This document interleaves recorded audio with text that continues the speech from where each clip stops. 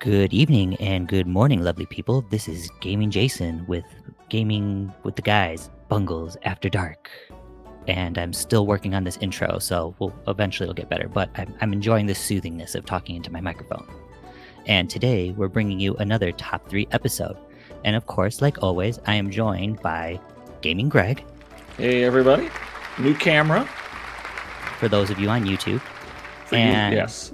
And more importantly and more excitingly for me, the individual who I feel has probably contributed the most to the Bushido community and one of my MVPs right there, Mootaz, or Joe from Discord. How are you doing, Hi. sir?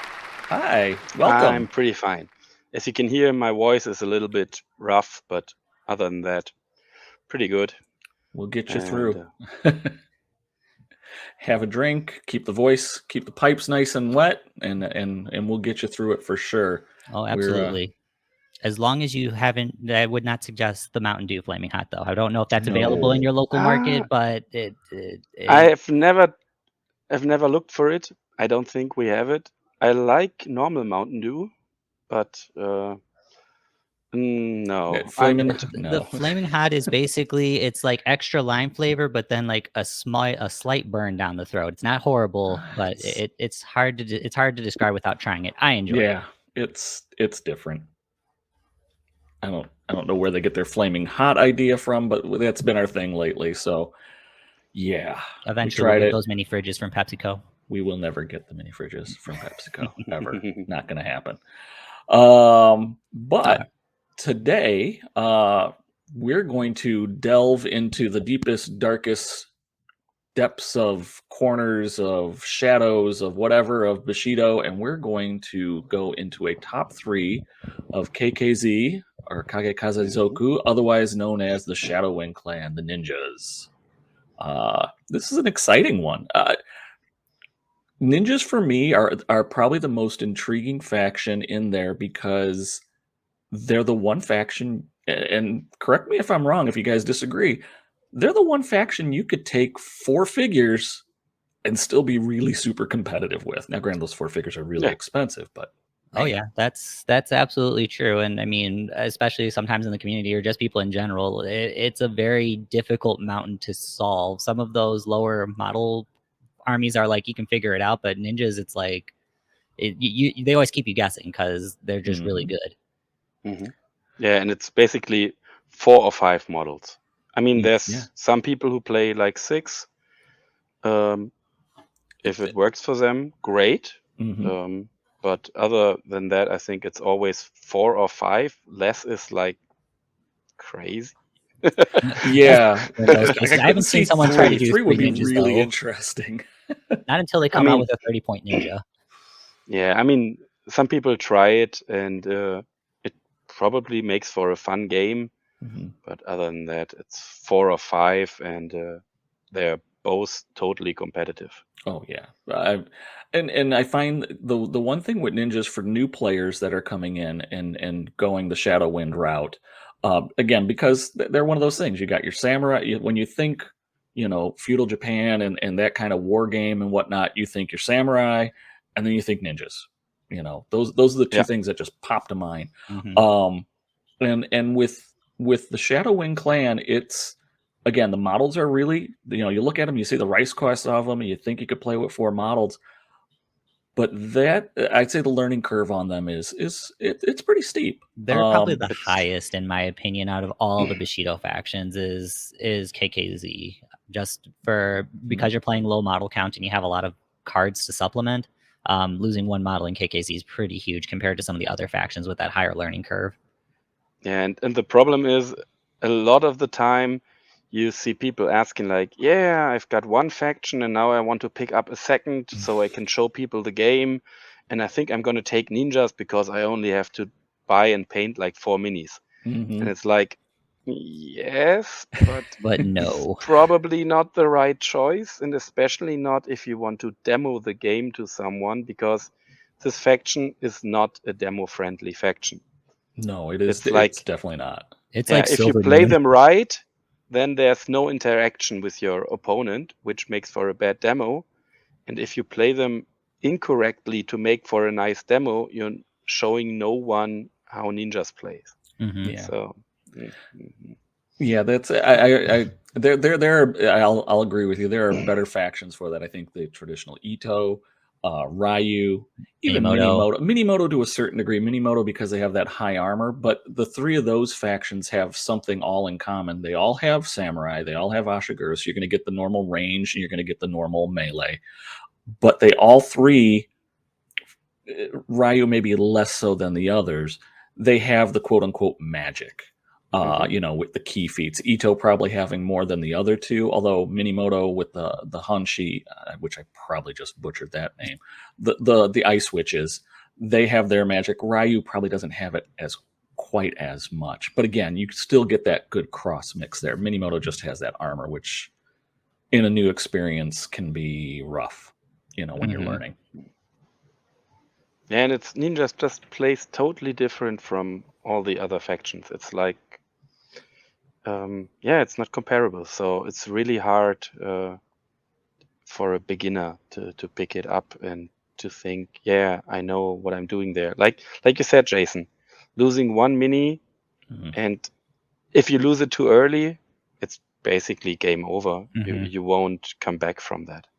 Yeah, it's very difficult too, especially early game or depending on what ninja you lost. There's a couple where it's like you can manage to recover it, but more likely than not, at least whenever I've played against our local ninja player, I've taken out the big ninja, and then it definitely puts a rain cloud over his days sometimes. It helps. And I think the other thing too, when you're learning the game, you're trying to learn the mechanics. I want to learn how to move. I want to learn how to do key feats. I want to learn how to do combat. With ninjas, you get that additional in there is I need to learn how to use terrain to the maximum effect. And that's another one of those. Now, again, having run tournaments and things like that, I'm of the mind and I know it's part of the game where you set the terrain out and whatnot. I like setting the tables. Just to be perfectly honest, from flipping tables, it goes a little quicker. And I don't have to worry about interactions. Plus, I'm looking to put a really pretty board out. Something that's very thematic, something that, you go on that and I go like, wow, this is going to be a challenge to play on, but it looks really darn cool. Which again, may not necessarily lead to, I don't want to say it doesn't lead to a competitive thing, but it will create other challenges. Whereas others like to put the terrain out. And when you're playing ninjas, that's a huge thing. And so having that to learn at the same time as a beginner, that's something to factor in. Yeah, I agree. Placing terrain as a ninja player is so important. And knowing which terrain helps you, which doesn't help you. And I'd even say, I understand that you're coming from this, like, I want to have a nice table perspective. I'm basically in every game I play, I'm a tournament player first. And it should, like, I think a terrain, it should be nice, but I don't care for thematic. Gotcha. And I'd even say if it's a tournament with preset terrain, I wouldn't take ninjas. Okay. I mean, I've got enough factions, so I'm spoiled That for helps. choice. Yeah. That helps. So if I only had ninjas, of course, I'd take them to any tournament. But I think terrain placement is so important for ninjas that I wouldn't take them to a tournament where I cannot place my own terrain according to the rules. Right. Or at least know the terrain and the organizers, like how the tables will look. Being able to see if that ahead of time. If I have a feeling like, yeah, I've been to this tournament a lot of times, I know how they place terrain, and it's okay. I'm not saying I need terrain that favors me, but a lot of the time you have tables where, like, yeah, the terrain happens in the first third of the table, but the middle is pretty bare. Yeah, okay. Oh, you'd like our tournaments then. Our tournament. It depends. I mean, especially if you have like zones. Yes. And placing terrain as a ninja player is very important regarding zones, because that's Very much. the weakness of KKZ is zone play. And so you really want terrain in the zones to help you there. Or as close to the zone as possible. Yeah. No, I mean, if it's not impassable, I can put it into the zone. So forests in the zone are a godsend. I mean, if that's what as a ninja player does, is put forests in the zones to help me stay alive there. And if I have a feeling at least some of the zones and so on will be covered by preset terrain, then it's probably fine. But if it's like, if I know the organizers shy away from putting anything into the zones, I just, like I said, I'd probably take something else, because competitive terrain placement is so important for ninjas. It's key. No, I get you. I hear you there, and I would agree with that. I guess, and I know what you're talking about by having blank. We came from a War Machine Hordes background, and me too. Eventually, and you get it. We get it. Sometimes that middle of the board would be bare. I remember when we were hosting tournaments and we did things a little different, and the guys that we would play against from Focus and Fury and some of the other ones, they would all kind of freak out a little bit when they first started playing on some of our boards when they came down. Wait, why is there a wall in the middle of your field? I have to tactically move around that? Yeah, or why do you have a river in the middle of it? Well, first time we had a wall on a hill was people were kind of shocked. Especially in the middle of the board, because usually they like to have that middle of the board wide open. Yeah, we had a Zorsha wind rushed on a hill behind a wall. She still died. Oh, that's hard, but yeah, she can. I love the story, and Kador was my faction, so that was. I miss those days. Well, enough reminiscing about War Machine, even the RIP War Machine, even though it's still around. But we're here to talk about top 3 in KKZ. Yes. So for those of you that are familiar to this particular series, each one of us has selected 3 figures within the KKZ faction that we think represent the faction the best, maybe just look really cool, or just because I said so, because this is what I think a model should do for KKZ. And that basically just kind of goes over with that. And then once we finish up, us as a group kind of bring to a consensus if this is what you would think for your top 3 for KKZ. The other kind of cool benefit, like what we talked about earlier, this could also almost be like a mini list guide build, because considering that we're picking 3 models and on average, most ninja players are running 4. So you could pretty easily build a ninja list probably using the top 3, especially if we don't overlap at all. I can tell you already, currently I'm running a 5 model list. Okay. And my top 3 and my honorable mentions all are in this list. Oh, there you go. So it's it works out really well. I thought it was funny as I'm putting it together. I'm like, you know what? This is just more of a list building thing. I'm just not throwing a theme on it. But yeah, that's for next episode. That's next episode where me and Jason piece it out with everything that we've learned. Or pretty much disregarded, whatever. Or learned about new rules. Like, I like to always thank Craig every episode for this is how move works. And like, oh wow, my entire world just blew right open. Learning these new little things that we've been playing for a while and whatnot. And essentially your metas, I don't want to say stagnate, but everybody kind of plays a certain way and everybody kind of makes certain assumptions within your meta. And then when you learn something else from people who play outside that meta, it's like, holy cow. And it changes everything. So that's kind of cool. That's one of the reasons why I comment so much on like battle reports or give rules feedback on battle reports, just to also make sure that I've got it right. I mean, if I think this is how it's supposed to be played, and I'm just thinking that and never challenge that thinking, then I can't be corrected. So that's why I also, like, if I see something where I think, oh, this should be different, I comment on it. And a few times people have said, no, you are wrong. This is how it's supposed to be.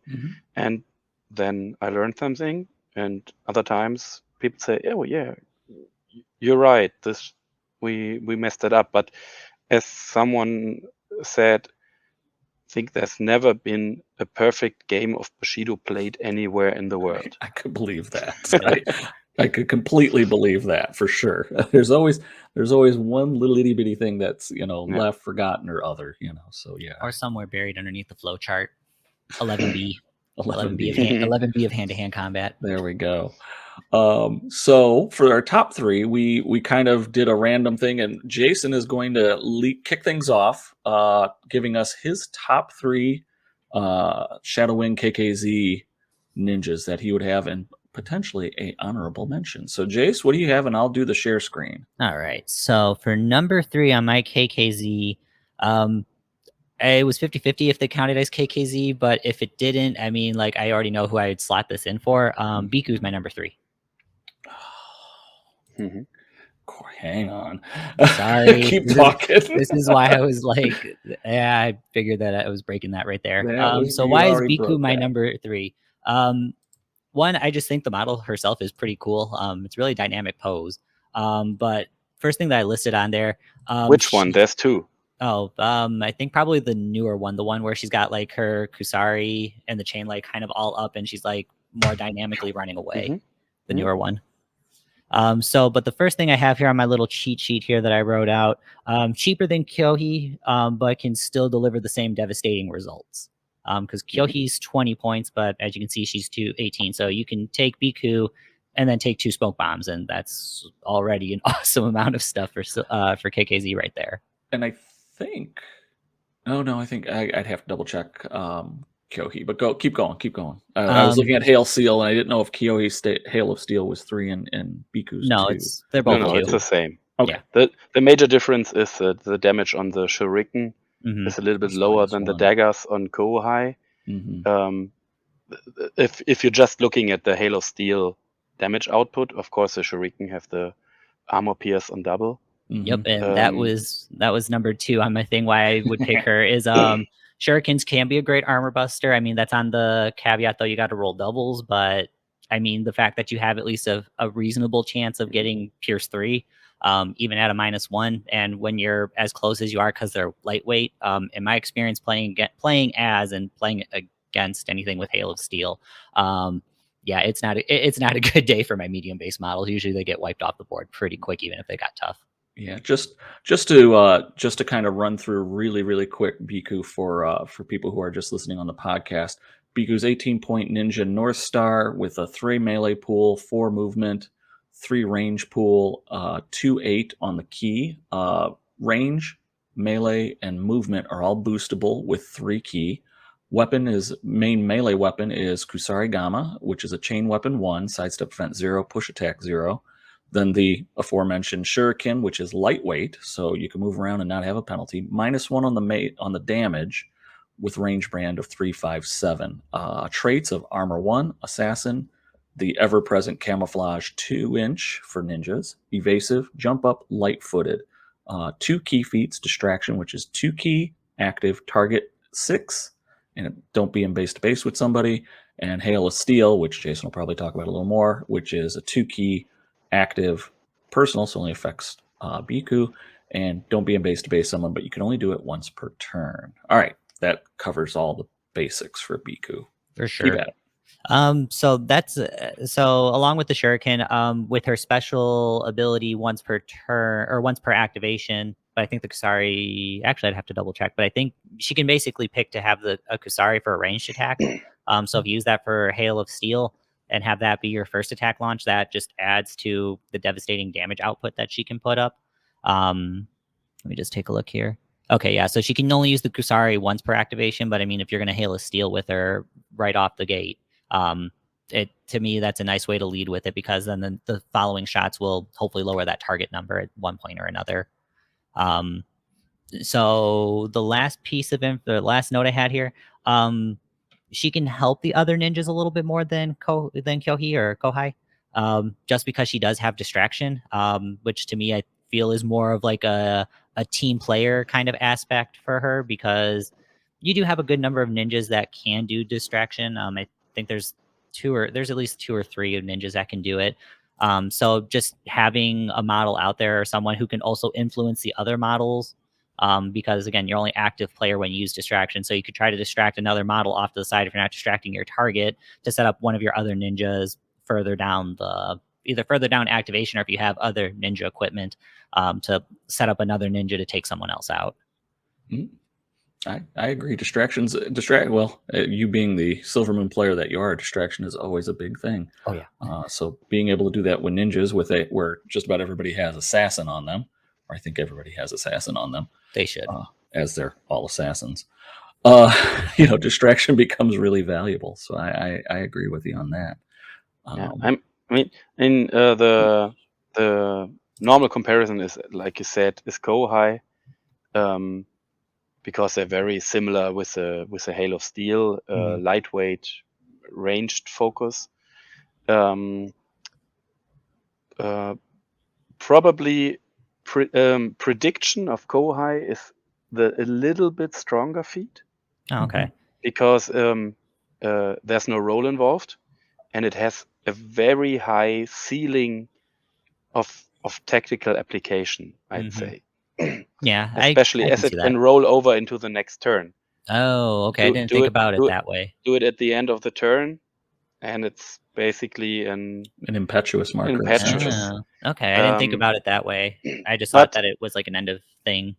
But always in ninja lists, 2 rise is very much.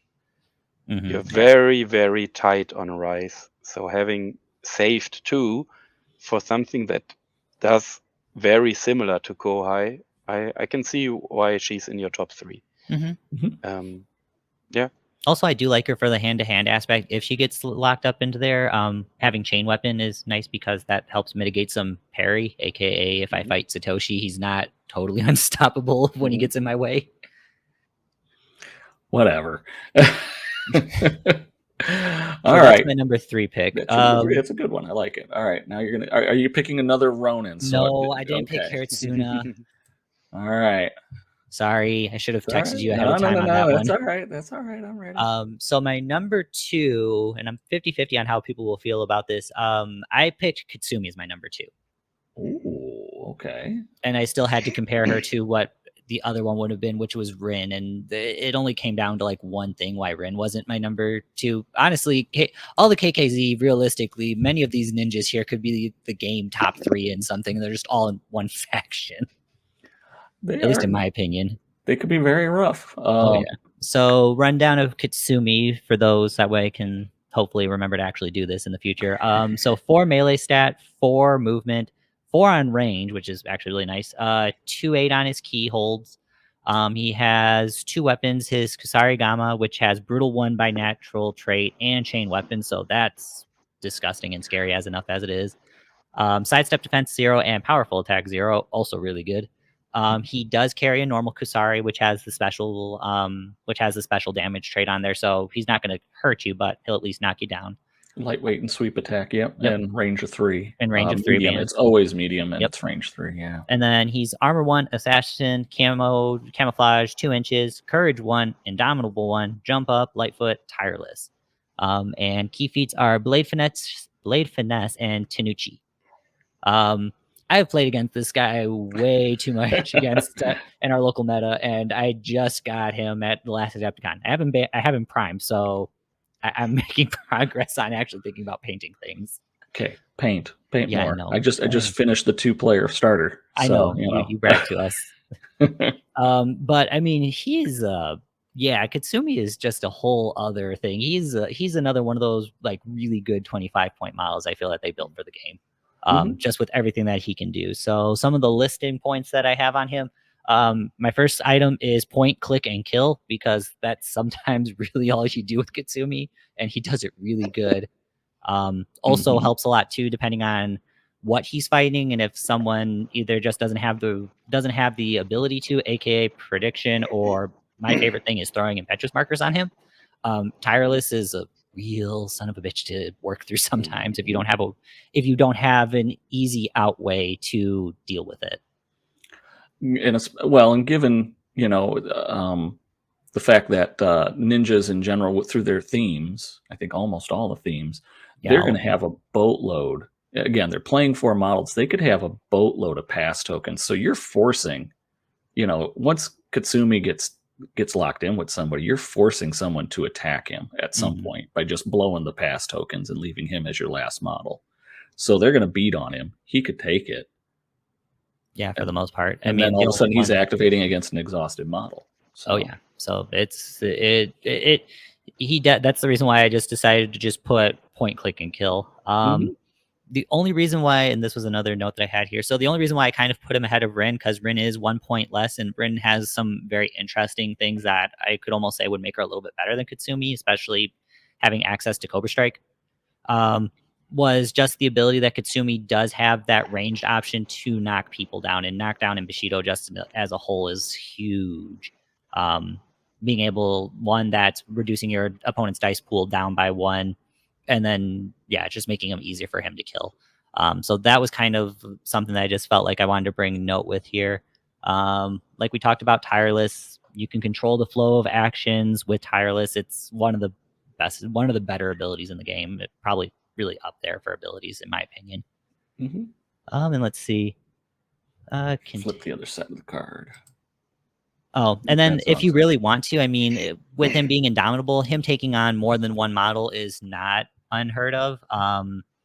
And he wouldn't be all that shocked with it, having indomitable 1 and just how hard he hits.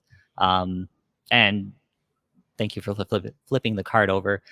Having his special abilities here, his Kifi Blade Finesse, he can go up against pretty well heavily armored models because he's 0, but then he can still go powerful attack. So he's pretty good at breaking armor if he needs to. He'll at least be able to handle armor 3 and be even on his damage roll, because his melee strength is 1, and then you add 2 on it, so he's busting 3. So those 4 Minimoto, the couple samurai that have 4 armor in Minimoto, he's hitting harder. He's hitting harder because he's got a powerful attack. Yeah, no, that helps. But again, it's all that. Yeah, when you throw the powerful attack on it, he's pretty much destroying whatever he wants. Yeah, that's why he was point, click, and kill for me. Is my first description. Well, and then the second Kifi. Yeah, the second one doesn't help you. Doesn't make it any less of that, which is Tenuchi, which is he gains unblockable 1 until the end of the resolve. So whatever your opponent rolled, unless if they roll 666s,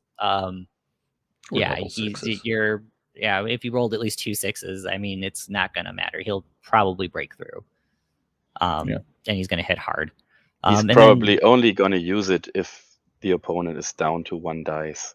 Yep. Because it's really expensive, and I think it has happened to all of us. The opponent is rolling 2 dice, and you think, okay, I'm gonna unblockable his highest, and then he rolls like 6 and a 5 and survives. And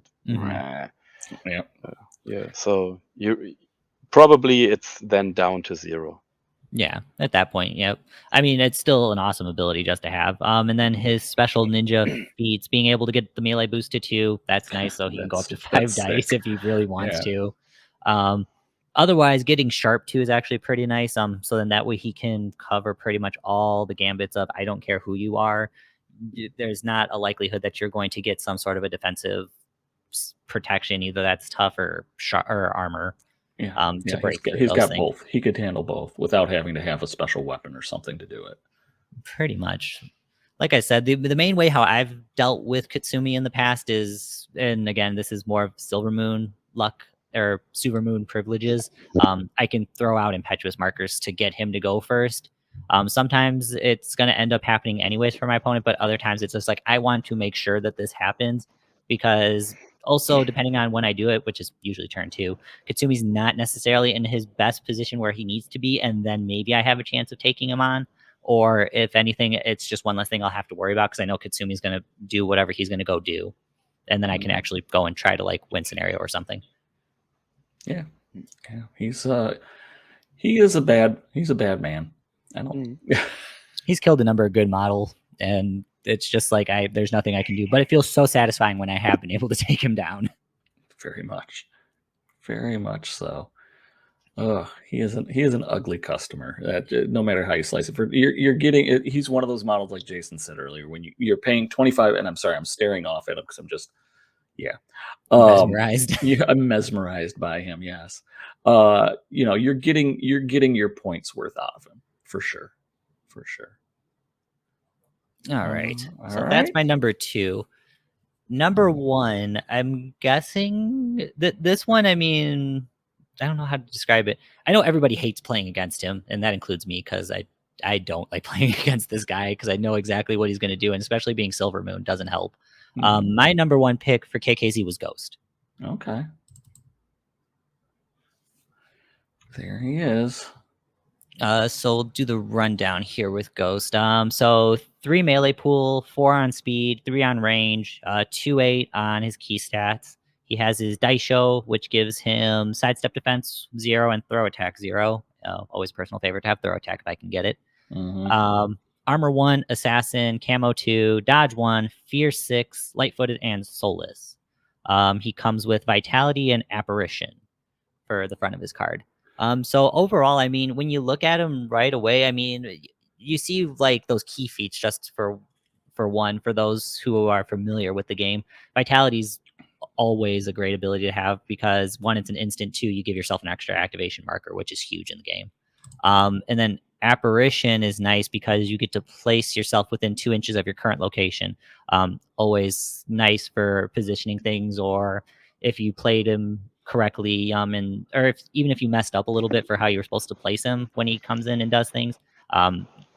Nice ability to either set up an assassination run or honestly just get him away from someone if you don't want him to be there. But he also has other abilities to kind of get away with that too, or to get away from people too.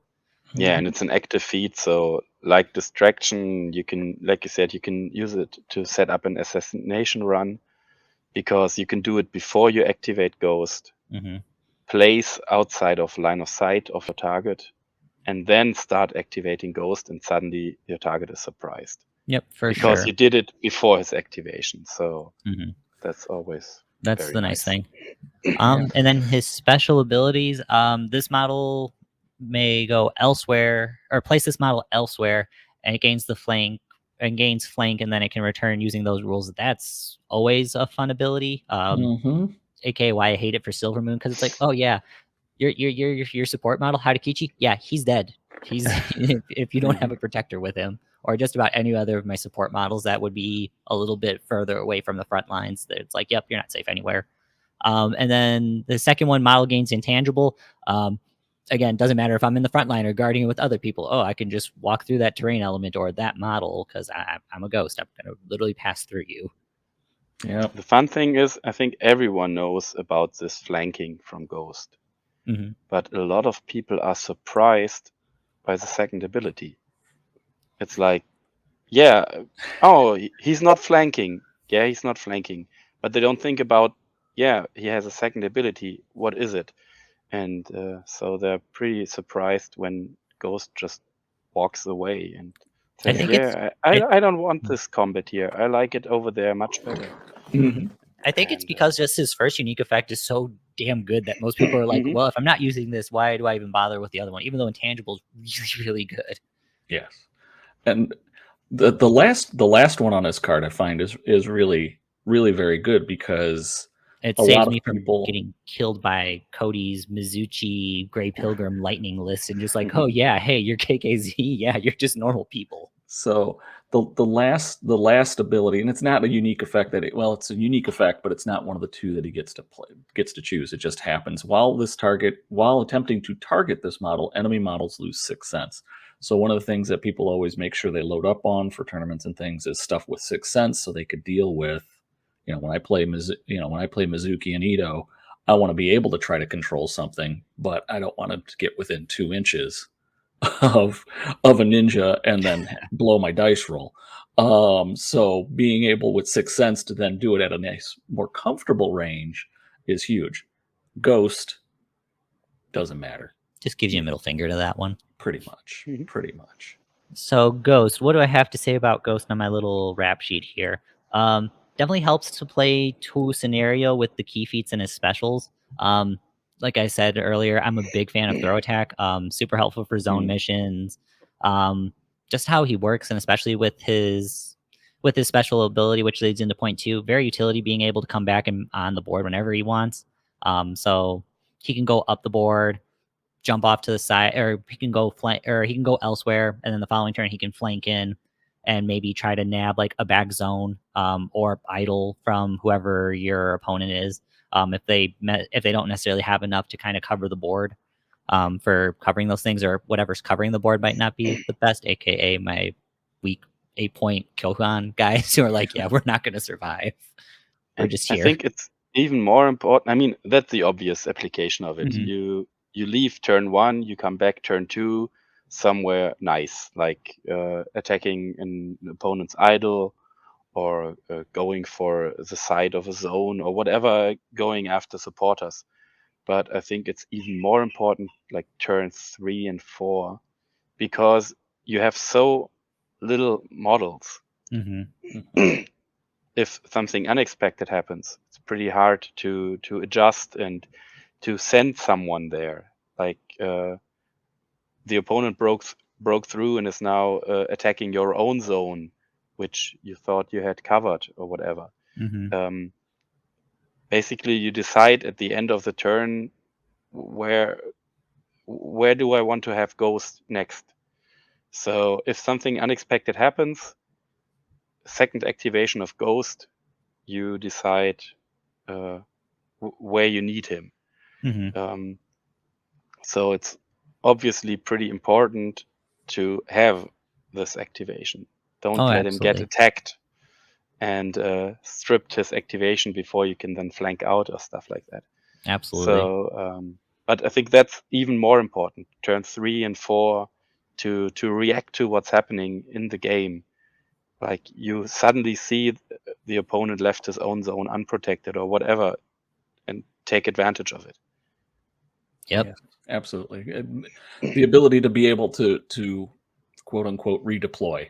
You know, if he's deep in the zone threatening, and then you have to boogie him back, get him back to protect your zone, he's going to be the piece to do it, because more than likely your other ninjas are already occupied doing something else, or heaven forbid you've lost one. Yep. And so now he's pulling double duty. And fact of the matter is, with the lines that he has, he's able to do that. You know, he can apparate to move someplace. He can redeploy by doing flank, and then the vitality helps out immensely, especially in a faction that's run short on actual activations. You know, tireless helps with that. Vitality helps with that, and again, they get a boatload of pass tokens. But again, I guess that's another thing with ninjas. That's part of the game that you gotta kind of test out is or learn is how to use those pass tokens. It's really a no-brainer to use on turn 1, but later on, when am I going to get the biggest bang for my buck out of it? I know when I have an advantage and I have pass tokens going late in the game, you tend not to use them, but ninjas are a whole different breed. They're going to be using them, and that's a whole nother aspect of ninjas that you have to learn. Yep. Last point that I had for Ghost, for some reason, whenever I look at Ghost, and I mean, I think this talk has helped me kind of, I hopefully prove my point. I said that Ghost is the most ninja out of all the KKZ ninjas. Just for Yeah. what he can do, he can Just reappear, disappear. disappear. He can fight people off however he wants. He just does a lot of things. And whenever I think of a ninja, I mean, like, that's kind of what I think. Like, oh, can disappear, reappear, can do all these other badass things, but not like in a Katsumi where Katsumi's like, yeah, I'm a ninja, but more or less, I'm just a badass who's going to kill you and you can do nothing about it. Yes. Yeah, Katsumi is more the action hero ninja. Yeah, I could see Yes. that. So Ghost to me is like the most ninja of KKZ. And to that, I mean, it shows in his card and in our conversation. I mean, it makes him super flexible. He can do a lot of stuff and do a lot of work. And again, playing him and playing against him, I understand why everybody hates this guy, or Oh, yeah. they are not fond of playing against him. It's really hard to leave Ghost out of a list. It Mhm. is. It's basically, if you leave him out of a list, you will probably remember after the game the 5 occasions where you thought, man, why didn't I have Ghost? Yep. Absolutely. Yeah, he is. I mean, again, because he can do so many things. I mean, really, That are not really replicated somewhere else in the no, faction. No, not not at easily. all. No. Oh, all right. So my So honorable you mention. do have an honorable mention. All I do right. have an honorable mention. This guy, I just kind of like him. I mean, I don't use him too often, but when I do, it's kind of fun. My honorable mention is Yuto. Okay.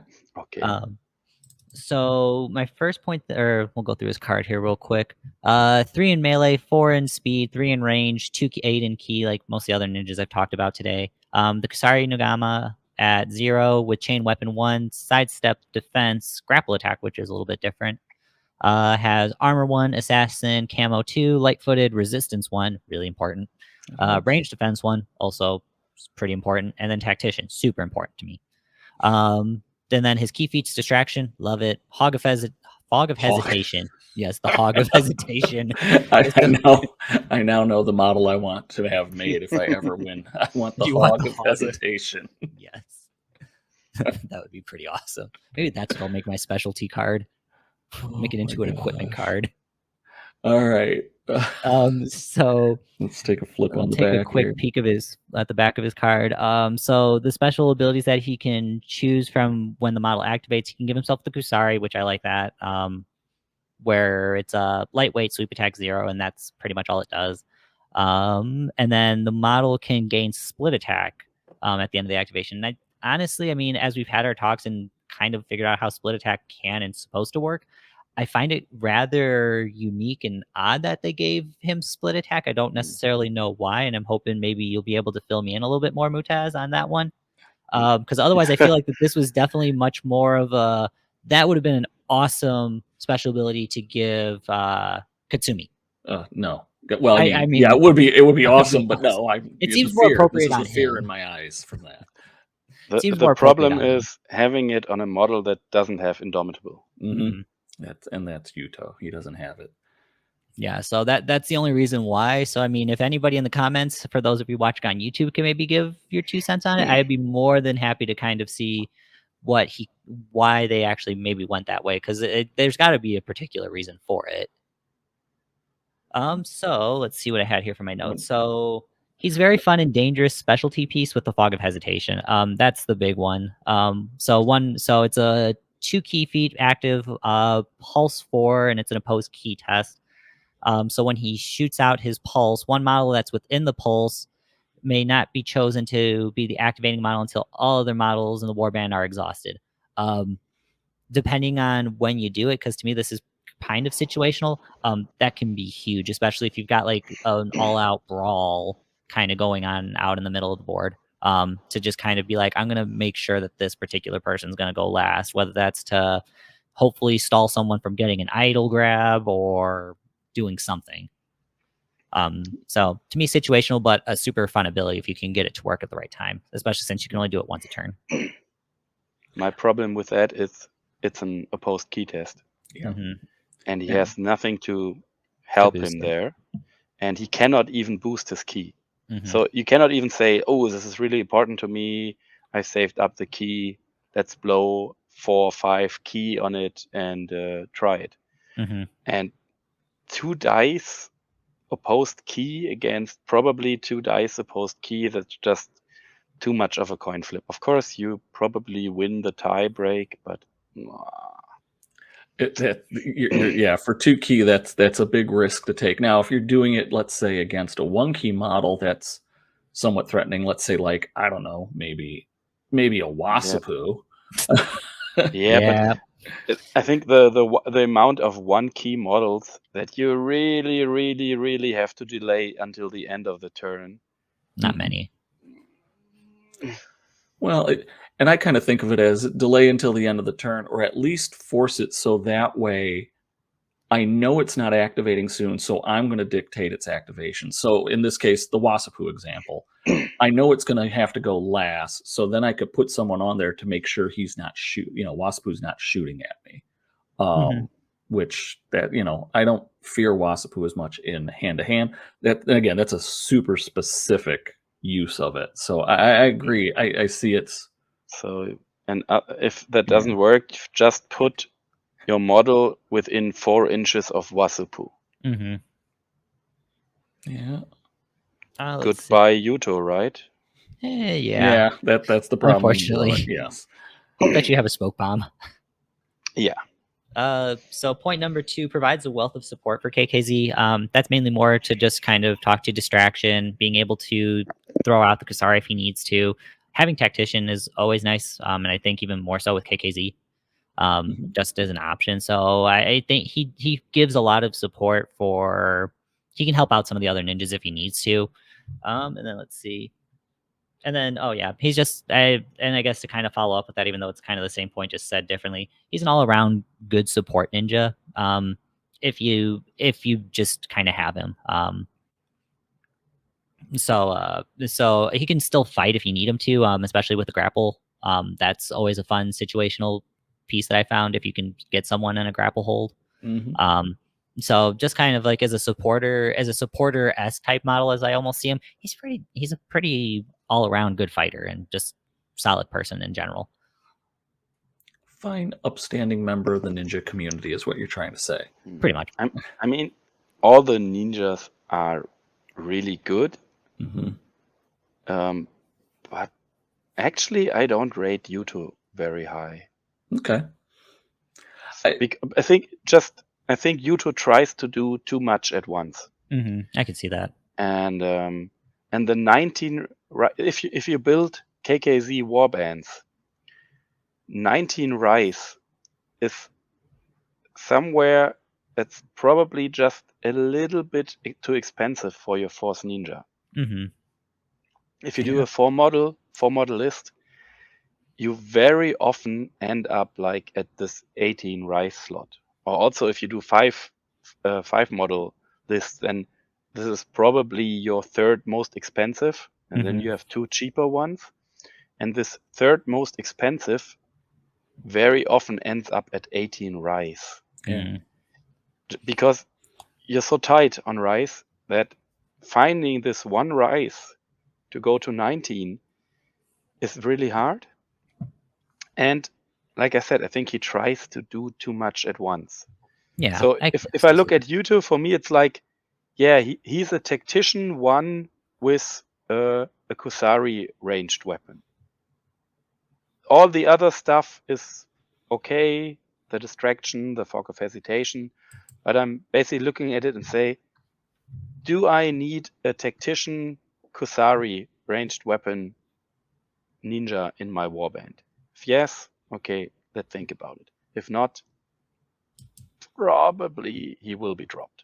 Yeah, I can see that. I think part of it too is I have some ninjas, but also I don't have the whole collection. So I end up actually using Yuto quite a bit. So it's just from my experience when I've used him. And I mean, like he tries to do too much, I think, and you are right on that point. I've just noticed I've had mild success with him. Sometimes he doesn't do a whole lot. Other times he gets the job done for what I'm able to kind of come up with. I think it's sometimes with these different models, especially the lower point models and I use lower point. I use lower point just especially in KKZ very loosely. Yeah, that's what I was trying to say. I call it the Akimoto effect. I'll always fall back to Ito because that's my faction, but no one takes them seriously. When I look at it, I look at the threats that I have, and again, you should be taking in all the threats and whatnot. But I got a Katsumi, I got a Ghost running around on the field. Those are the ones that are attracting my attention. Models like Yuto, even though again 19 points, that's still a large amount, but compared to some of the other things within the faction at 23, 25, and then your third figure could be anywhere for between 18 and 20s. In order to make sure you get enough equipment, or I should say events and equipment and whatnot. Yuta sometimes will be able to fall through the cracks. Not often, but and again, other players are really good at picking up on that. I don't disagree with you, Joe, that he's probably one of those that doesn't make it. And again, it seems like you're paying the price just to get a card with Tactician. Is what it boils down to. Distraction's nice, fog of hesitation, limited usefulness. And then his unique effect, the split attack, it's like I really want him to be able to do split attack, but he's not going to, He's not built for it. No, he's not. He's not built for it. Not with a 3 dice pool, although it is a boostable, but still. He's going to be paying 2 dice out of the gate to be able to engage 2 models. So he's at a, unless you're looking to tie something up and just be defensive and suck activations off of them, which but in theory even then you can do you're rolling 1 die. I mean, he doesn't have parry, dodge, or anything. Nothing. So You can't Yeah. even say, yeah, I use him to strip 2 activations of a supporter. Like, Yeah. of 2 supporters, because, yeah, down to 1 dice, he doesn't have the key because you want to use all these nice key feats he has. Mhm. If you're taking him, I mean, you want to use Distraction. Fog of Yeah. Hesitation, like I said, probably not. But Distraction you will be using, so you don't have any key left. And 3 to boost melee, I mean, no.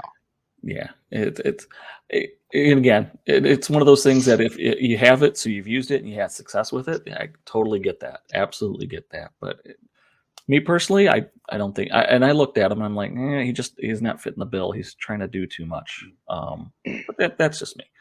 So those were your 3 and your Honorable. Not bad. That again, solid. That's going to be 4. Again, there's some you got some room to play with things, and again, it works for you, so that's good. So that brings it to me. Like I said, there's no bad ninja. No, So there I really mean, isn't. if you take Yuto, he will perform. I mean, he's a 3 melee ninja. Oh yeah, He will do his stuff. he's So yeah, and even even if he gets close enough, so we were using that example against Wasapu, and he blows his Fog of Hesitation, does have a 1 range defense. Not that it means a whole bunch. I mean, it in the long terms it helps. It's not going to. Will it save him against Jason's dice? Definitely not. Against my dice, he's going to live fine. He's going to have lots of little ninja children. He'll be okay. Uh, so, um, so I have not played ninja myself. I haven't played the KKZ. I've played against them a bunch, both with Jason and one of our other guys in our local meta. So I'm used to getting pounded by them. And ninjas, as we've kind of talked, I don't.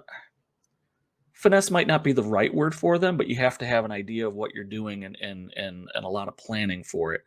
You got to be really good tactical wise, and you got to also be really good at angles and Yes. geometry. I feel like somewhat to play KKZ. It's If almost you're like better a at billiards geometry, player, yeah. or that too. I'm a blunt instrument kind of guy. So when you're looking at my top 3, and I will say I'm probably going to be changing something on the fly here from what I've written down. But I'm a blunt instrument kind of guy, and you're going to see it in my choices here, especially in the order that they're at. And I've got my pages all messed up. So It's all Katsumi Jr. and Katsumi, Katsumi the Katsumi second. Jr. and Ghost. No, and Ghost Katsumi. So. Katsumi. See, now I was not clever enough to remember that Biku was Ronin, but I only did it because after our talk with Cody and his number 1 pick, I was like, I don't really want to because he's technically a Ronin, but like I got to go for it. No, I don't. But he could work in it, and he could work in the theme. So take him for sure. But my number 3 was Kohi or Koi. 20 points, Long Shadow Ninja, 3 melee pool, 4 movement, 3 range, 2 8.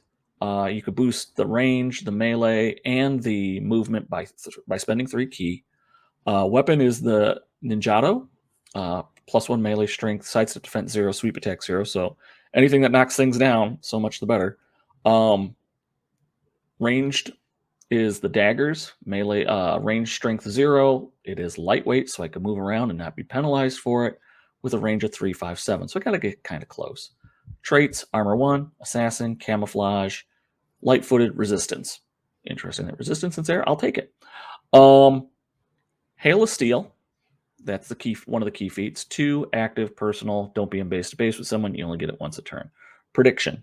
2 active, and it has a SP. So, why did I take Kohi? It's the daggers. I won't lie. Yeah. I've had too many of my Buto go down to him and be like, oh, hi. Yep, you're dead. Or definitely kills 1 Buto and then the other one is gravely wounded. That Hail of Steel it gives you 3. So you're getting 2 additional dagger throws on that. And because it's lightweight, you're moving into close range and you're going to hit and you're going to get that, you're basically throwing on 4s, no penalty for movement. And if the guy didn't run or isn't in cover, which more than likely Kohi's going to get around, you're about to get pulverized. Making sure that's the right one. Yeah, No, that's that's the Makoto. wrong one. What's even more likely is he's a very, very good target for a shadow move swap.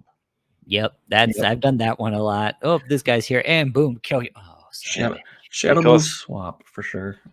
Yeah, so you get Kohai behind someone, and then you're throwing 3 surprise daggers with assassin. Yeah, so that's ugly. That's even like that's a real big payoff. Oh yeah, it is. And then what one of our local meta players do, and that's the one that gets me. And sometimes it might be overkill, but then we learned something, and then it wasn't so much. He'll put Jikoku berries on it, pop it when he's about to take a major target out. So maybe he doesn't kill me with the dagger. He's got 3 daggers incoming. Doesn't kill my target, but he does 2 damage and puts a poison 3 on me that I can't get rid of. And what we learned with Hail of Steel and these range attacks with the rapid fire, you don't have to go after the same target.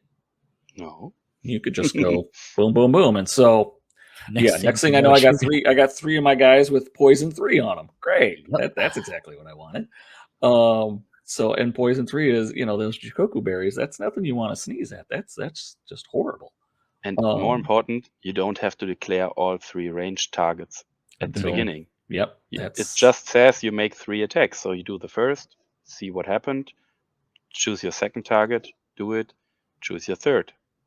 Get in there. Yeah. So he, it just is really scary. And then the unique effects help him to, if he needs to get out of something, or she, I can't remember if it's a he or she. It's a guy. It's a guy. If you look at the store text, it's a guy with makeup on his eyes, probably. I think everyone looks at this picture and says it's probably a she. But if you look at the store text, it's very clearly a guy. Gotcha. Unique effects, he gets agile or evasive. So again, when you need to get out of something or you need to put yourself in a spot to get that prime hit on multiple targets, evasive allows you to ignore the zones of control, position yourself where you could affect as many targets in your front arc as possible. Agile, if somebody does come up to engage you and you don't want to be engaged, just move away. Oh yeah. And then the key feat prediction. Again, the big discussion is how bad, people don't want to take models because impetuous, because it makes you predictable. This is going to make you predictable, make your opponent predictable mid-turn. Or end of turn. Now that I know that that's how it can be used, I'm probably going to start using it that way. Because if effects end at end phase if they don't declare something else. And the way this has been ruled also in the past is this stays. It's your next. It stays until your next activation, basically. And if it's end of turn, you have no next activation, then your next activation is in the next turn. Yep. And again, that's and granted, you're forcing your opponent to declare who they're going to have go next, but no key feat to do it. Yeah. No, that's a big thing. If you want to think of it, there's no range to it, so nope. So it has some oomph to it, and like I said, people love. I don't think anybody loves impetuous, but I love impetuous. You love impetuous. That's a whole different reason why you love impetuous. But being able to chuck that out, and again, it's active, so Kohai doesn't necessarily have to be the model that's activating. He could just set it up for somebody else. And that way, take your turn. It's your turn. Do prediction. Your opponent now has to say, okay, this is going to be my next model that's going. Then I just do something else somewhere else away from that model if I need to, with whatever model is actually activating. So you could have, again, it gives you a little bit of cushion. I like the model. Probably the biggest reason I picked it is I've suffered suffered immensely at the hands of this model I'm going around. He's had great harm done to him. He has PTSD for emotional, much emotion, many days weeping. Yeah, and when we compared Kohai to Biku, At the beginning, I said that prediction has a higher tactical ceiling than distraction, and this is just a very useful key feat. Like you said, you don't have to be activating Kohai to use it, and you don't. It's an active feat, so you can do it before you declare who you're activating. So you look at the state of the board, you pop prediction. The opponent now has to make a decision, and then you can see, okay, what's the board state? How can I take advantage of this? The obvious application is you're asking like, who are you activating, and they pick something like on the left side, so you know they will not be activating a guy on the right side, so you can walk behind your target. Then they do something on the left side, and then you surprise your target because you're in their back and you knew they wouldn't be able to react to it. Yeah. So this is the obvious application, but there's just so much stuff you can do with it, not only on the edge of turns, but during a turn. So distraction is very simple. Distraction is you use it. It's very simple to apply, and you know what you get or don't get because it's a key challenge test. And prediction is just a higher tactical ceiling to use.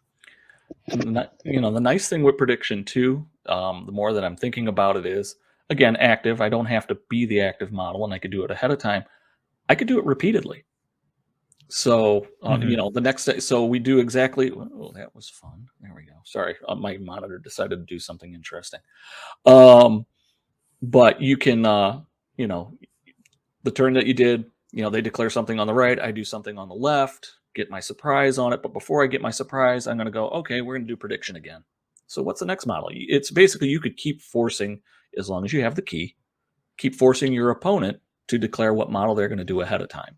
And then you're able, again, with ninjas, it's all about either not being where your opponent thinks they're going to be, or being, basically being able to get in and out of situations, and prediction allows you to do that. And you could do it a lot if you're storing up the key for it. So that's Kohai. I really like this model. And again, if I'm going to be building a list, it's probably going to be in there.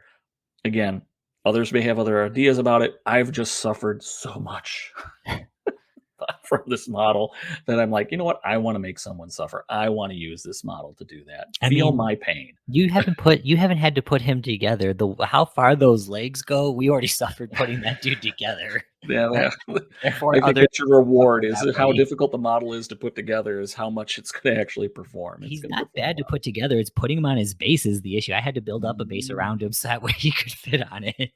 Yeah, that worked though. Cork is your friend. So that's my number 3. My number 2 and my number 1 are going to. This is where everybody goes, oh yeah, that's why they're father's son. So my number 2 is Ghost.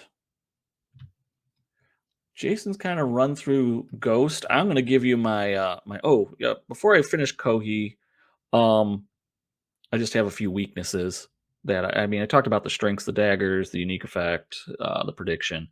Weaknesses for Kohai. Not as tricksy as Shizuka, which is the other model I was considering, and not as loaded with traits as other Shadow Wind ninjas. To be perfectly honest, those are pretty thin weaknesses. Kohai is in general pretty solid. And again, you're not, it's I hate saying 20 rice isn't busting the bank, but in the grand scheme of ninjas, it's not. So for number 3, I find it pretty solid. Which brings us to Ghost. My bullet points on Ghost, it's the soulless murder machine, which we've kind of said. And lives up to his name, and it's unpredictable again, and that's his strengths. Unpredictability, just the ability to redeploy, kind of not to go over everything again, because Jason, we had a good discussion about him. His unique effect to be placed elsewhere is really what makes him a threat all over the board. Or he's going to be your savior. Again, you get outflanked is the wrong word. I should use it. you have a situation that occurs somewhere on the board and you don't have it covered, he'll be there to cover it next turn. So he's just really good. And then throw in the fact that you got a vitality on top of that. Soulless means I don't have to fear being controlled. I don't have to fear a lot of different things that could affect him, key feat wise. Throw in the fact that he's got fear. That's an extra. I always think of fear. He's got dodge and he's got fear. Those are two solid defensive mechanisms for some models. Again, 2 key models are probably going to make that fear 6 check, but that's just When they another don't, time you have to roll the dice. It's only a 50%, so use Yeah. 2 dice. Yeah, so things could go wrong, and then they've just blown an activation. They might have bravery or something to give them the reroll. That's fine. As anyone in our local meta goes, the more we make Greg roll his dice, the more likely he's going to screw it up. Yep, that sounds And about right. it's about right. Apparition, I love Apparition just to give that reposition and be able to set up those strikes, put that in, put it in effect with someone with prediction, so this is a model that's going to go, Ghost is over here. Now I'm just going to apparate Ghost around here. So he's already set up for what my opponent didn't see as a surprise attack. And then I get to go with a surprise attack. And meanwhile, this guy way over on the other side of the board is toast. He can't do anything to stop it. So I just love him, which brings us, does Ghost have any real weaknesses? The unknown charm, or that charm that can stop, that can be used to stop unknown That's models. And you know what? I'll pay that 1 or 2 points for that charm on the off chance I fight him. If you know you got a KKZ player in your meta or going to see him somewhere, it might be worth having, especially if you're doing ordered for battle. I don't know. That's just overthinking things. Probably the Sun Goddess Shrine is more of Yeah. a problem for him than this Than the charm. Yeah. So that's one. He really wants a lot of key. I mean, he's got vitality, he's got apparition. That's 5 key if he uses them both in the same turn. Again, is it something that he can live with? Does he have to do both in the same turn? No. But if he's going to boost to do anything or whatnot, which he doesn't necessarily need, only if he needs that 4th die to go after something. But if he's done it right, your opponent's down at least a die or 2 due to surprise, due to being exhausted, due to fear, possibly. So when it comes to it, he's probably not going to need it, but that's one of those things that I see is he has some expensive key feats. He doesn't have a way to bring down the cost of his melee pool or anything like that. So he's kind of a key hog a little bit. And then the other one, this might be a little petty because it really is something that plagues the faction in whole. And I use the term plague loosely because God forbid if they all had it. He doesn't have a reroll with this. He doesn't have reroll on his melee pool. Dude, so no don't even say those words. Those words should never come out of your mouth. And I am the reroll faction. I know. But that's a faction wide thing. But it's one of those things that dice happen. And you have no, unless you're going to take Hotai's coin, and you can only take one of those. And there's probably other models that you want to toss Hotai's coin on. So that's something that the ones will happen. The triple ones will happen when you least expect them, as evidenced by me playing any particular Wednesday night or Thursday in the past. So yeah, that's my number 2. Ghost, again, it's really hard not to have him in a list. And we've kind of talked about it. So there's no real reason to kind of keep dragging that out. But enjoy him. If you're a ninja player, he's one of those models that you want to have him in your stable. You want him to have him as a selection. So you will never be sorry for having him in your warband. Absolutely not. Or just in your collection as a whole. He should be there. He should be there. He's one of those that's really good. If he's in your collection, be very wary of his knife. Oh yeah, that's true. I've almost it breaks by breathing. Maybe when they do that in plastic, it'll get better, but who knows? They could just mold it as the one piece. Just mold the knife onto the arm, and you're good. That would help. Oh, I don't even want to think about that. Just trying to glue. I just recently broke a model's hand off, and I'm like, oh. One of your Carnival figures? Yeah. Oh, that was not fun. He's fixed though, but we'll see how well he paints. I still gotta fix the Carnival figures you sent me with, because yeah, they're like old stuff, and that plastic is just, I'm not looking forward to it. Not good plastic, no. All right. So my number one pick. I have a hunch. You do have a hunch. I kind of telegraphed it. That was a spoiler alert. It is Starts with a K. Katsumi, which apparently is, Katsumi, Kohi, and Karasu. That's the KKZ. KK. No, that's 2 Ks. Never mind. If we had 3 Ks. No. We'll just leave that as a no. Yeah. Wrong one. It's Katsumi. 25 points. So we've kind of talked with him a bit. I'll give you my take on him. So I make as much noise as humanly possible. Moving my little list here. So Katsumi, number one, he is truly a murder machine. There's point, click, kill. He's kind of that guy. No target, there is no target that I can think of in Melee that he can't really deal with. Even some of the higher cost brawlers are going to have issues with him. I still actually, now after talking with Craig, I think Black Eagle would do okay taking him on. It'd be rough, but I think Black Eagle could do it, and it wouldn't hurt too much, especially if he hasn't used his improvise. That's the trick, is if you could force that improvise early, then Katsumi owns him. But without the improvise, Eagle's flight defense will give him the mobility to kind of move around and whatnot. But I think Katsumi, it would be an interesting fight. I guess that's the best way to describe it. It would be an interesting fight between the two of them. But Katsumi doesn't, like most models that have access to unblockable, they don't really want to fight the high melee pool models. Because if you're taking away one of my 4 dice, who cares? You want to be taking away one of my 1 dice. So yeah, and again, you don't want to fight. You're not really wanting to fight. Use the unblockable or whatnot when they have endurance, because, gee, I'm still got my same dice pool. Who cares? Yep. So really for that, then he's really looking to try to surprise somebody or outnumber them if it's possible. So what do I think are his strengths? And I wrote a novel on this. So just look at him. A beast at 25 points. If you look at his stat line with 4s across the board, and he does have a ranged attack, where some of those guys have a 4 or a 3 in their range, and they're never going to get a gun or a bow or anything like that. He could actually use it. 4s across the board. His melee weapon has brutal 1 on top of it and chain weapon, so good luck parrying.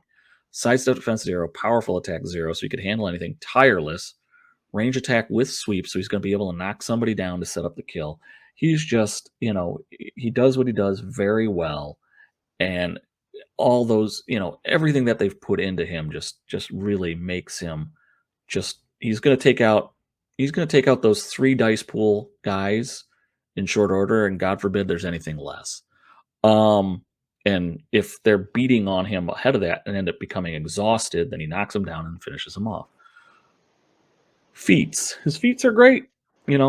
Blade finesse is helping with those pesky high armors, and Tenuchi giving him unblockable is a great finishing. Granted, you're probably not going to use Tenuchi that often because it's a 3 key. But having it in your back pocket makes people think. And then his unique effects. He gains gaining a melee boost of 2. So he's already got 4 for his melee pool.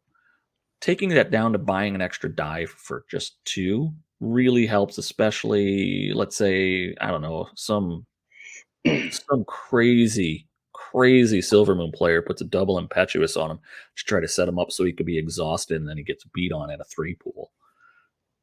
It only cost me 2 to get back to 4, and then I'm, still at 3 he's still scary, but 4 he's back to his fighting strength, and that was, all I'm out is some key. I have to veto a little bit here. Like you said, the most obvious use for the melee boost would be to get back to 4 dice because you're already exhausted. It's until the end of the activation. Oh yeah. And that's Yeah. why I think you will probably not be using this melee boost 2 thing a lot, Right. because you can only use it while you're activating. So you Mhm. have your 4 Oh dice. yeah. You're That's right. That's Indomitable 1. You're probably not outnumbered. So unless you're really like stunned or whatever, and you're losing Stunned. dice, Yeah. you will probably have your 4 dice, and he doesn't have any special attacks that cost dice. No. Yeah, So he's not gonna need to boost to pay for these and still be at his normal dice. So with Tenuchi available, you're really saving your key for Mhm. important hits. So I think you will never, I mean, never is a harsh word, but very probably not use this melee boost 2 thing, Yeah. because it's only in the activation where you don't need it. If it would be until the end phase, you're absolutely right. Yeah. He's exhausted, he gets ganked up on. Sure, I'll use it to bring myself back to 4, but it's only during his activation. Yeah. And I thank you for catching me on that, because I totally spaced on that. So you are Yeah. absolutely right. Yeah, And that's so the other thing. I it's was another gonna thing of never playing a complete game without. It's basically, if you look at the ninja special abilities, they all have this thing, this unique effect of beginning of your activation, Right. choose one of them. And Mhm. I mean, I haven't checked now all of them, but it's probably 95% or more are just during your activation. I think all of them are. I don't You are think correct. if there was a ninja that had that ninja would be like, yeah, I don't know how else to describe that ninja, because otherwise, if they had access to those all the time, then that would just be like I mean, you have to that would activate be, first and so yeah. on, but yeah. So, Katsumi, so we've kind of talked about everything he's good at and corrected how I would have played him incorrectly. So that was more key than anything. Because I almost would have got you myself. What? So if you're playing against him, as I have done many a time, how do you deal with him? Does he have any weaknesses? You just assume the fetal position. That's No, pretty no, much how you deal with he him. does have a couple. He does have a couple weaknesses. Some of them may not be as straightforward. One that I've learned from watching you play against him, Jason, is doing the double impetuous on him. If there's a way that you can make him impetuous and try to get him off tireless as quickly as possible, so much the better. Now, granted, that does mean that he's murder hoboing through everybody, but at least he's going to be something that you can manage later down the line. Plus, it's forcing the ninjas to do something out of activation. Ninjas are very specific on what they need to do and when they want to do it. So, Mhm. forcing him to go out of order, your biggest hitter, who you really kind of want to save till the end normally, that's a huge advantage. And so that I would say is a weakness of sorts. If you have that ability to do it, Silver Moon does it better than others. There are some others who can try to do that. Second weakness that I see is if he's not camouflaged. That's a big if. Or if you have Sixth Sense. Sixth Sense, he is susceptible to key feats.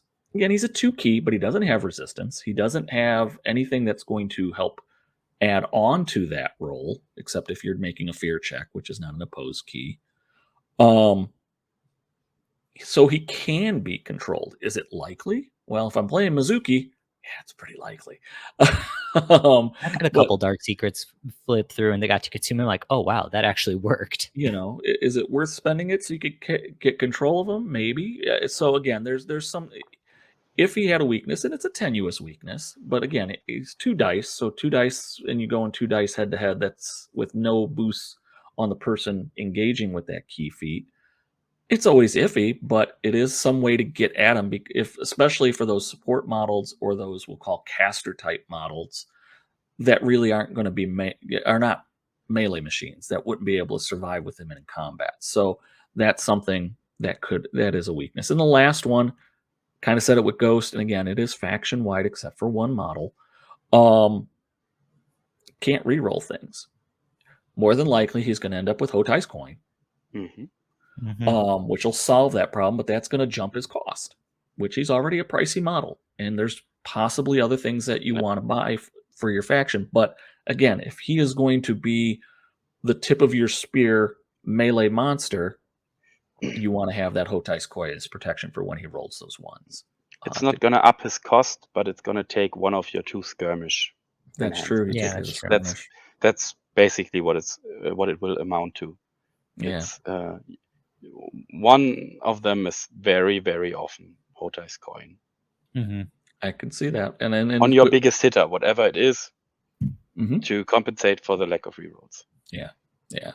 And like I said, that's there was, you could see that there was thought put into when they built this, because man, if this faction had martial prowess, I'd cry more than I do. So those are my top 3. Again, I'm more of a blunt instrument, face forward, whatnot. So I did have an honorable mention, and I'm going to make a U-turn on it, and I'm picking something else.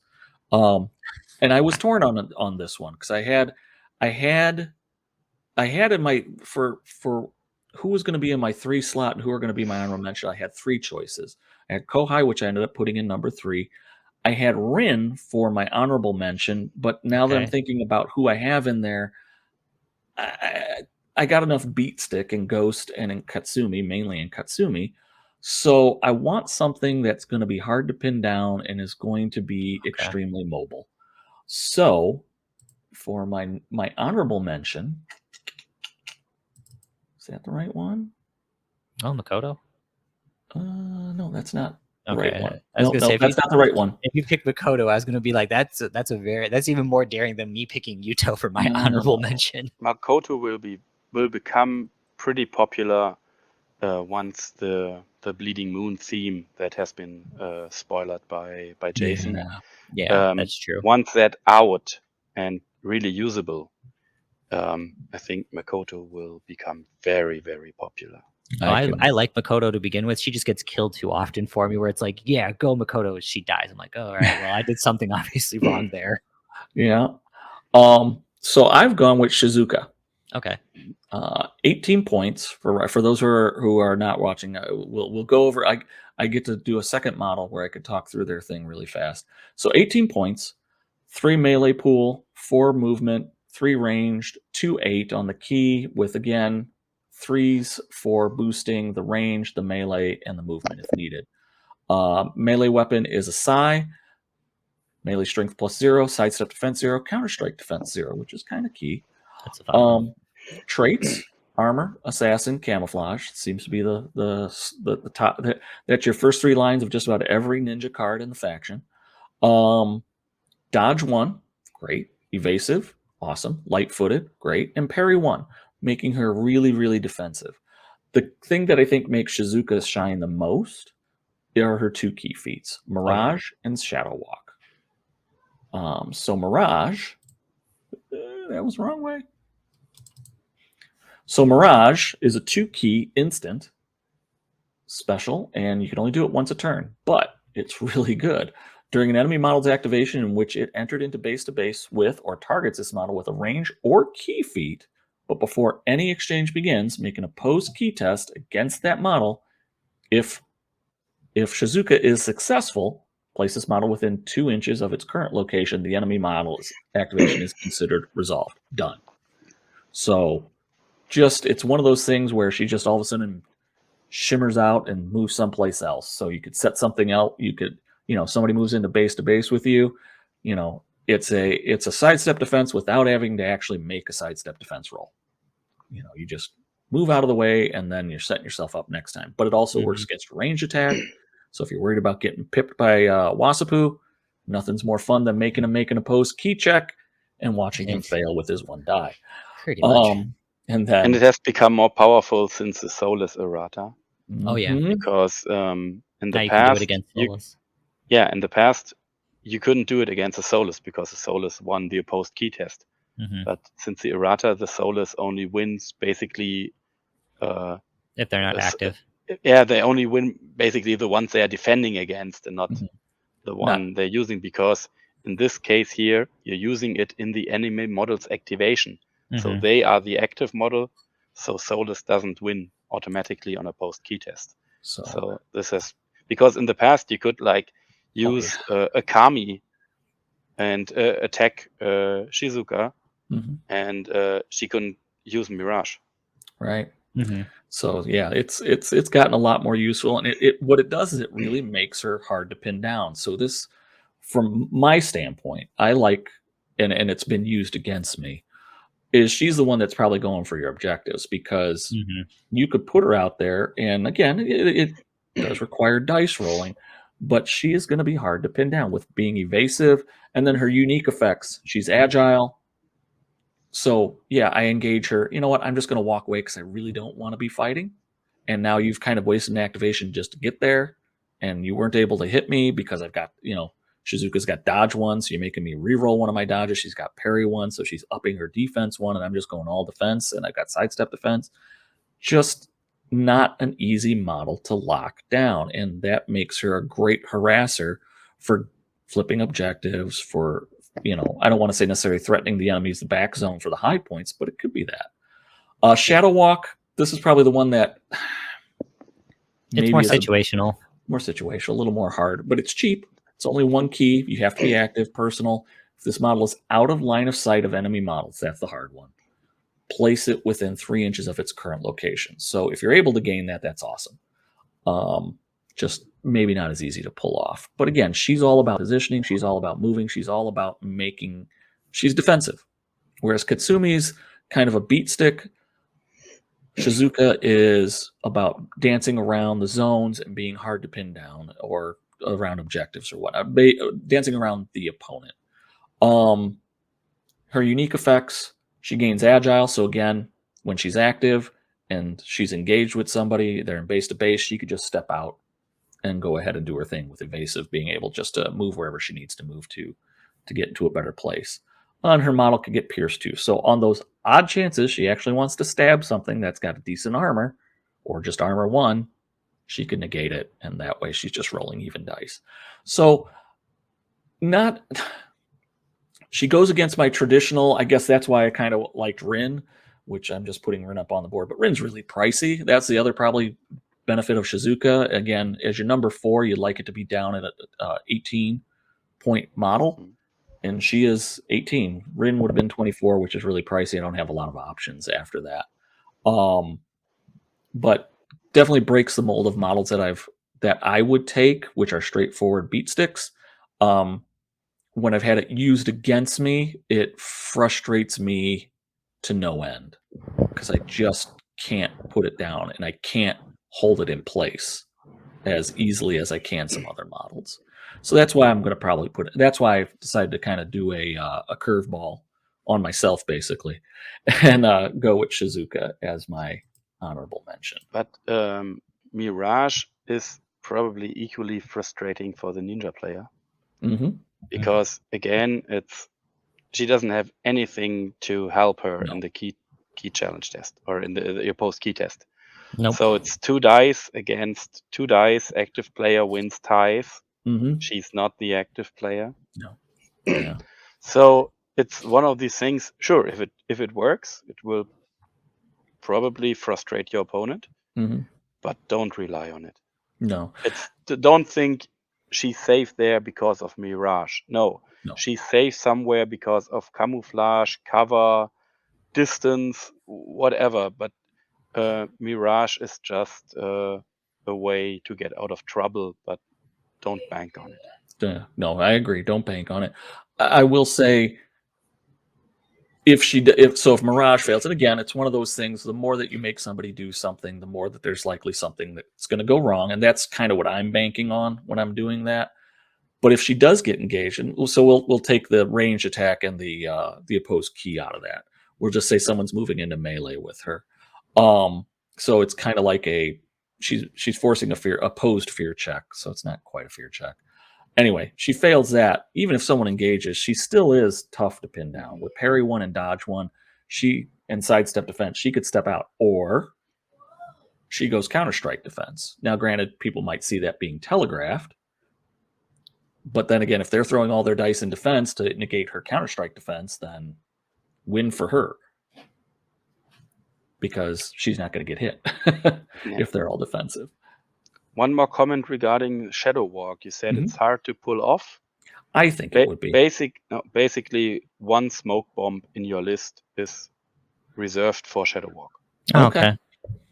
because you can drop it on her, On her. Okay. And I forgot it does block line of sight because it's blocking. and it blocks Yeah. it blocks line of sight. So you can drop it centered on her, then she's out of line of sight, and she will do the shadow walk. So when I'm playing it, it's one smoke bomb is reserved for the important shadow walk that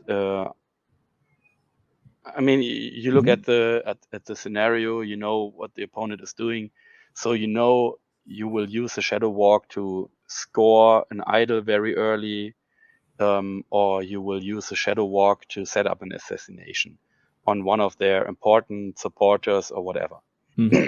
So you know you will use it very early in the game, and one of your smoke bombs is just it has golden this for it, shadow yeah. walk written on it. Thank you for that. That's something I needed to.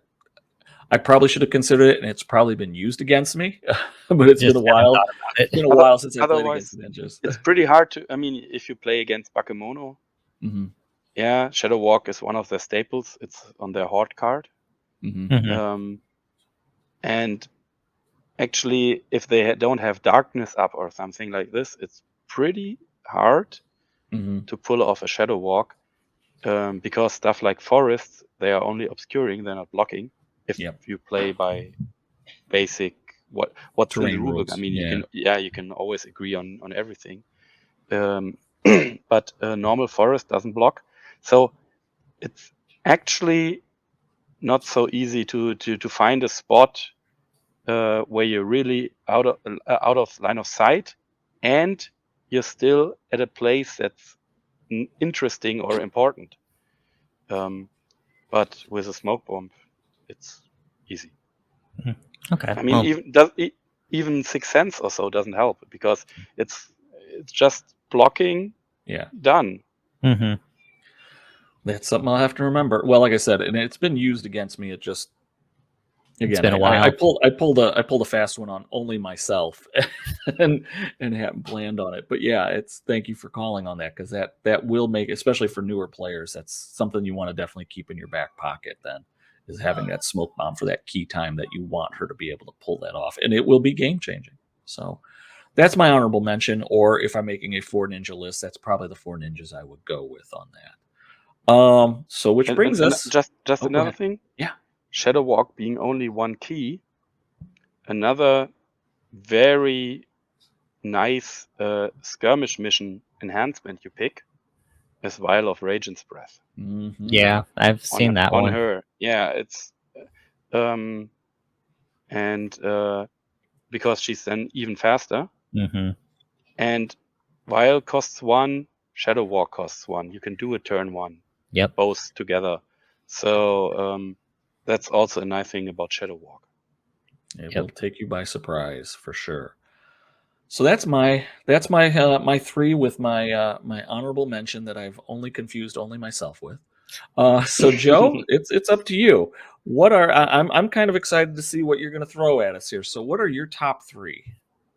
I mean, it's not all models we haven't talked about, but I think I will make some heads explode, because I can tell you right now, Katsumi is not in my top 3. Okay. I can see that. Yes, definitely. When I was picking my top 3, I was really debating if I wanted to take Katsumi, and it was only by the margins why I didn't pick, at least in what I was comparing it to, is right in my case. For not including Katsumi in my top 3. I was always going to take Katsumi. So for those of you who are in doubt, would I take Katsumi? I'm always taking Katsumi. I'm always taking Ghost. So I've got 2 of my 4 pretty much lined up. So what do we got? You can leave the card on. Okay. My number 3 is Shizuka. Okay. There we go. I mean, for me, it's her maneuverability. She's just, I mean, she's fast like all normal models, but Shadow Walk makes her so much faster. Yes. Because this place effect, it covers so much ground. So if you're hunting for these early prayers on opponent idols, it's just the distance you need. Mhm. And then, of course, it's her survivability. Mhm. Like you said, she has dodge, she has parry, sidestep defense, mirage, shadow walk. Again, I mean, it's an active, but if you see someone's setting up to take her out and you have an activation before that, yeah, maybe drop a smoke bomb, shadow walk out of there, stuff like that. So she's so incredibly survivable. Mhm. And that is my third point then. She's the best Vim Oh yeah, that KKZ have. Yes. I agree on that one. If I every time that I played Vim with that, Shizuka is usually my Vim because of just Absolutely. how Because she can what do you need in a survive. Vim? It has to survive, think dodge and parry. You don't get more in KKZ. And then shadow walk. You're stuck somewhere where you don't want to be. Drop a smoke, shadow walk out of there, and then run to the opponent table edge. Yep. Yeah. She yeah, two things: survive and get up the board. That's Yeah. and she could do Yeah. both of those easily, But because yeah. funnily, you said like, oh, she's the objective runner, and she scores objectives and stuff like that.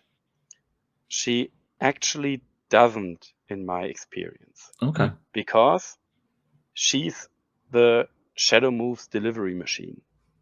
Oh yeah. I could see that. She's it's most of the time it's either her or Ghost.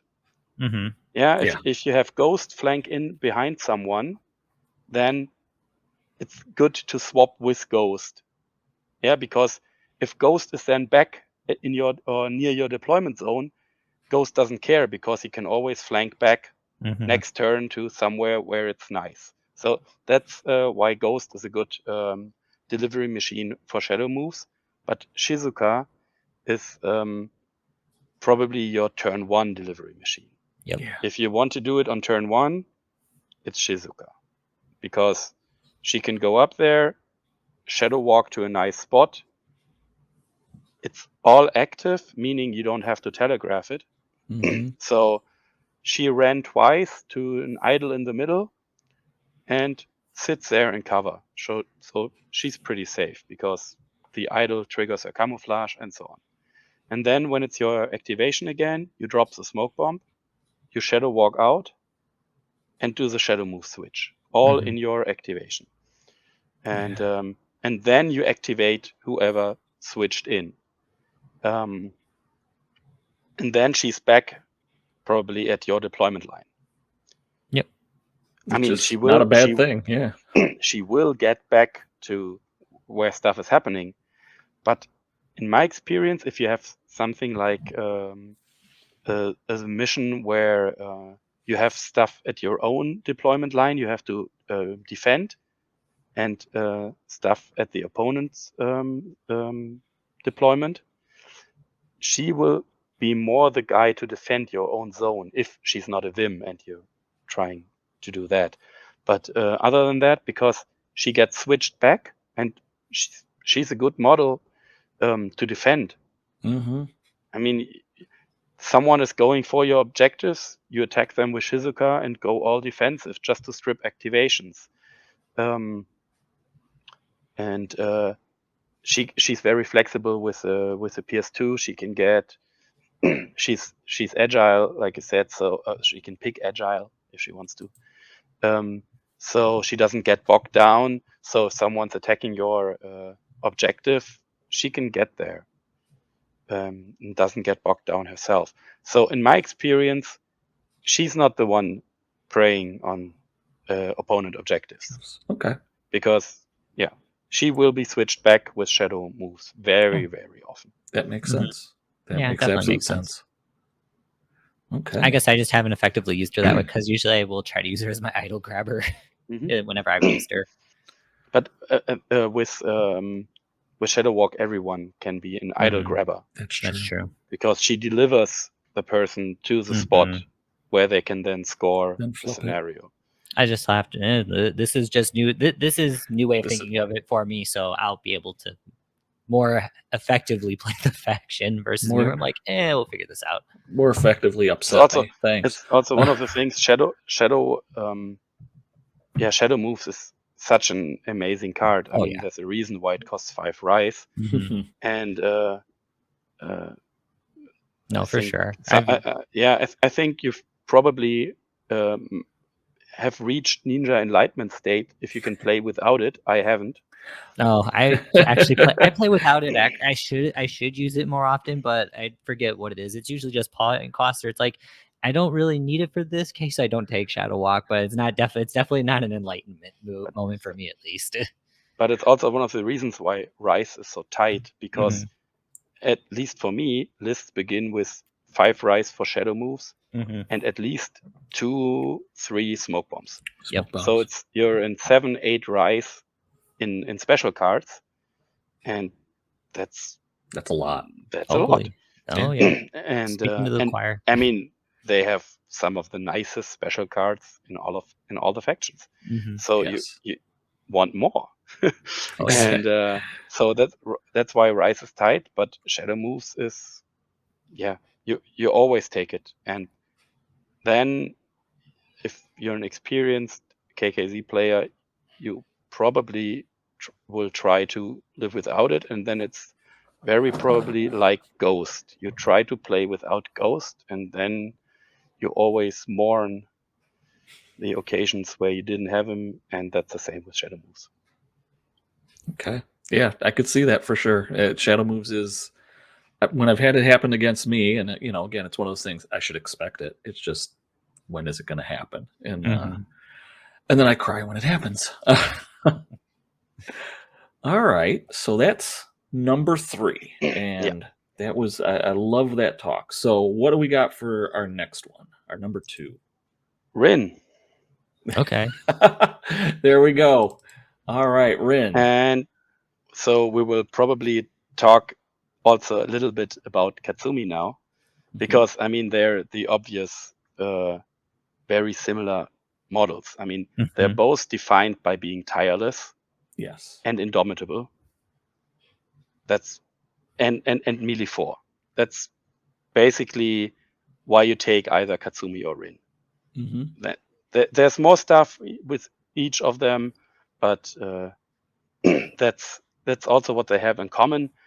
And for me, I don't have the rights to take both. Oh yeah. There's lists. I mean, Adam Cross won Grandmasters with a list that had both. It's a very powerful list. Yeah. But for me, it's Rin or Katsumi. And that's the reason why Katsumi is not in my top 3, because I choose Rin. Yep. And then I don't have a slot for him. And why do I choose Rin? Like you said, Katsumi is a very powerful killing machine. But the way I'm using my Tireless Ninja is more like wasting opponents' activations, being in the way, because I have only a few models. So I need someone to tie up stuff from the opponent so my guys can operate where I want them to be without being harassed. So it's more, I don't go in there like a scalpel and kill someone. It's more like throw it in the middle, stay alive as long as you can, and be a nuisance. Okay. And kill stuff while being a nuisance. And Feint. Oh yeah. Feint is awesome. Anytime you have inherent feint, that gives you that leg up. I think that's probably one of the, in Bushido, for those who play it a lot, the worth of it, but that's one of those hidden gems of what traits really stand out, and I think feint is absolutely one of them. Feint is so strong. Oh, yeah. Especially, I want to, I mean, what happens? You throw them in the middle and they get attacked. Normally people don't want to attack you, but you're in the way, they have no way around you. You're somewhere where they need to be in a zone or whatever. So, I mean, they will start to attack you just it will happen. Yeah. So you don't want to die, so you will probably be very defensive with Rin. But to keep the opponent honest and not have them throw everything in attack, you will sneak in the occasional attack dice. Yep. And with Feint, this occasional attack dice becomes very powerful. Oh yeah. Because they really, I mean, they can't really afford to throw only a single die into defense. Because you basically, what you're then saying is, yeah, I will look at it. If it's a bad one, you have probably a problem, because I'm throwing also only one attack dice, but if they align in a bad way for you, you have a problem. But even if you do roll good in defense and I have a good attack dice, yeah, please do it again. Please roll your good defense again. So this Feint makes her better at this. I try to be defensive, but also sneak in the occasional attack. Yeah. And it's not unusual for it's not unusual for those players, especially if they're they get a little overconfident or whatnot, or they really want to put some damage on her. They think they have her in a corner to throw. If they're 4 dice, they're going to throw 3 in attack, 1 in defense. Or if they're a 3 die, they're either going all in, which is not a smart thing to do, or they're doing 2 and 1, and against a 4 die, you're not really going to have good results. So and if they do 1 and 2, then perfect. They'll not do anything to me, and I will sidestep away, and I've achieved my goal. I've wasted their activations. I'm still in the way, and this is another thing where Rin shines for me over Katsumi in this spot where I want her to be in the way, to be a nuisance, is her Cobra Strike giving her lightning reflexes. Because this is, I mean, what do you want to do? I mean, of course you have Indomitable, but you still don't want to be bogged down with a lot of models, because they come with an attack with 1. You don't want to stay there. Even if they come with a second, sure, you have Indomitable. You don't get any penalty. But if you still stay there and they send in another one, suddenly you're losing dice. So you don't want to be bogged down, because you also want to be able to move in your activation where you want to go.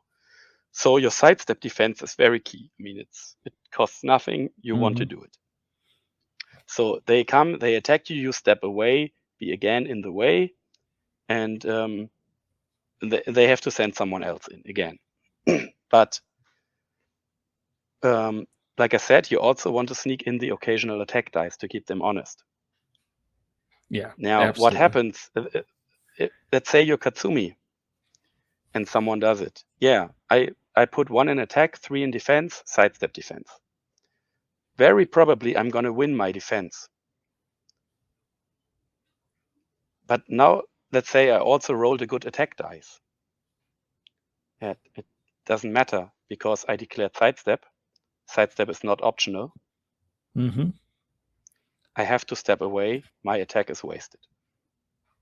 So even if they didn't put anything into defense and I rolled a 6, if my defense was successful, which I hope it is, because I don't want to be hurt, I want to step away, then my attack doesn't matter. With Rin, it's very different. With her lightning reflexes, which last until the end phase, yes, and it's an instant, meaning I can trigger it even during an opponent's turn. She's always attacking first. Always is a big word, but she's almost always attacking first. Meaning that 1 attack die I sneak in will go off, even if my sidestep defense triggers. Yep. Yeah. And together with a Feint, this is just why she wins for me. Yes. I mean, if during Katsumi's activation, he does more to kill stuff, because the powerful attack 0 is, and the unblockable is and the brutal is a very, very good combination. Yeah. But Rin does more damage during the opponent's activation because of Feint because of lightning reflexes. So that's just why she wins for me. And one of the only occasions where you have a reroll.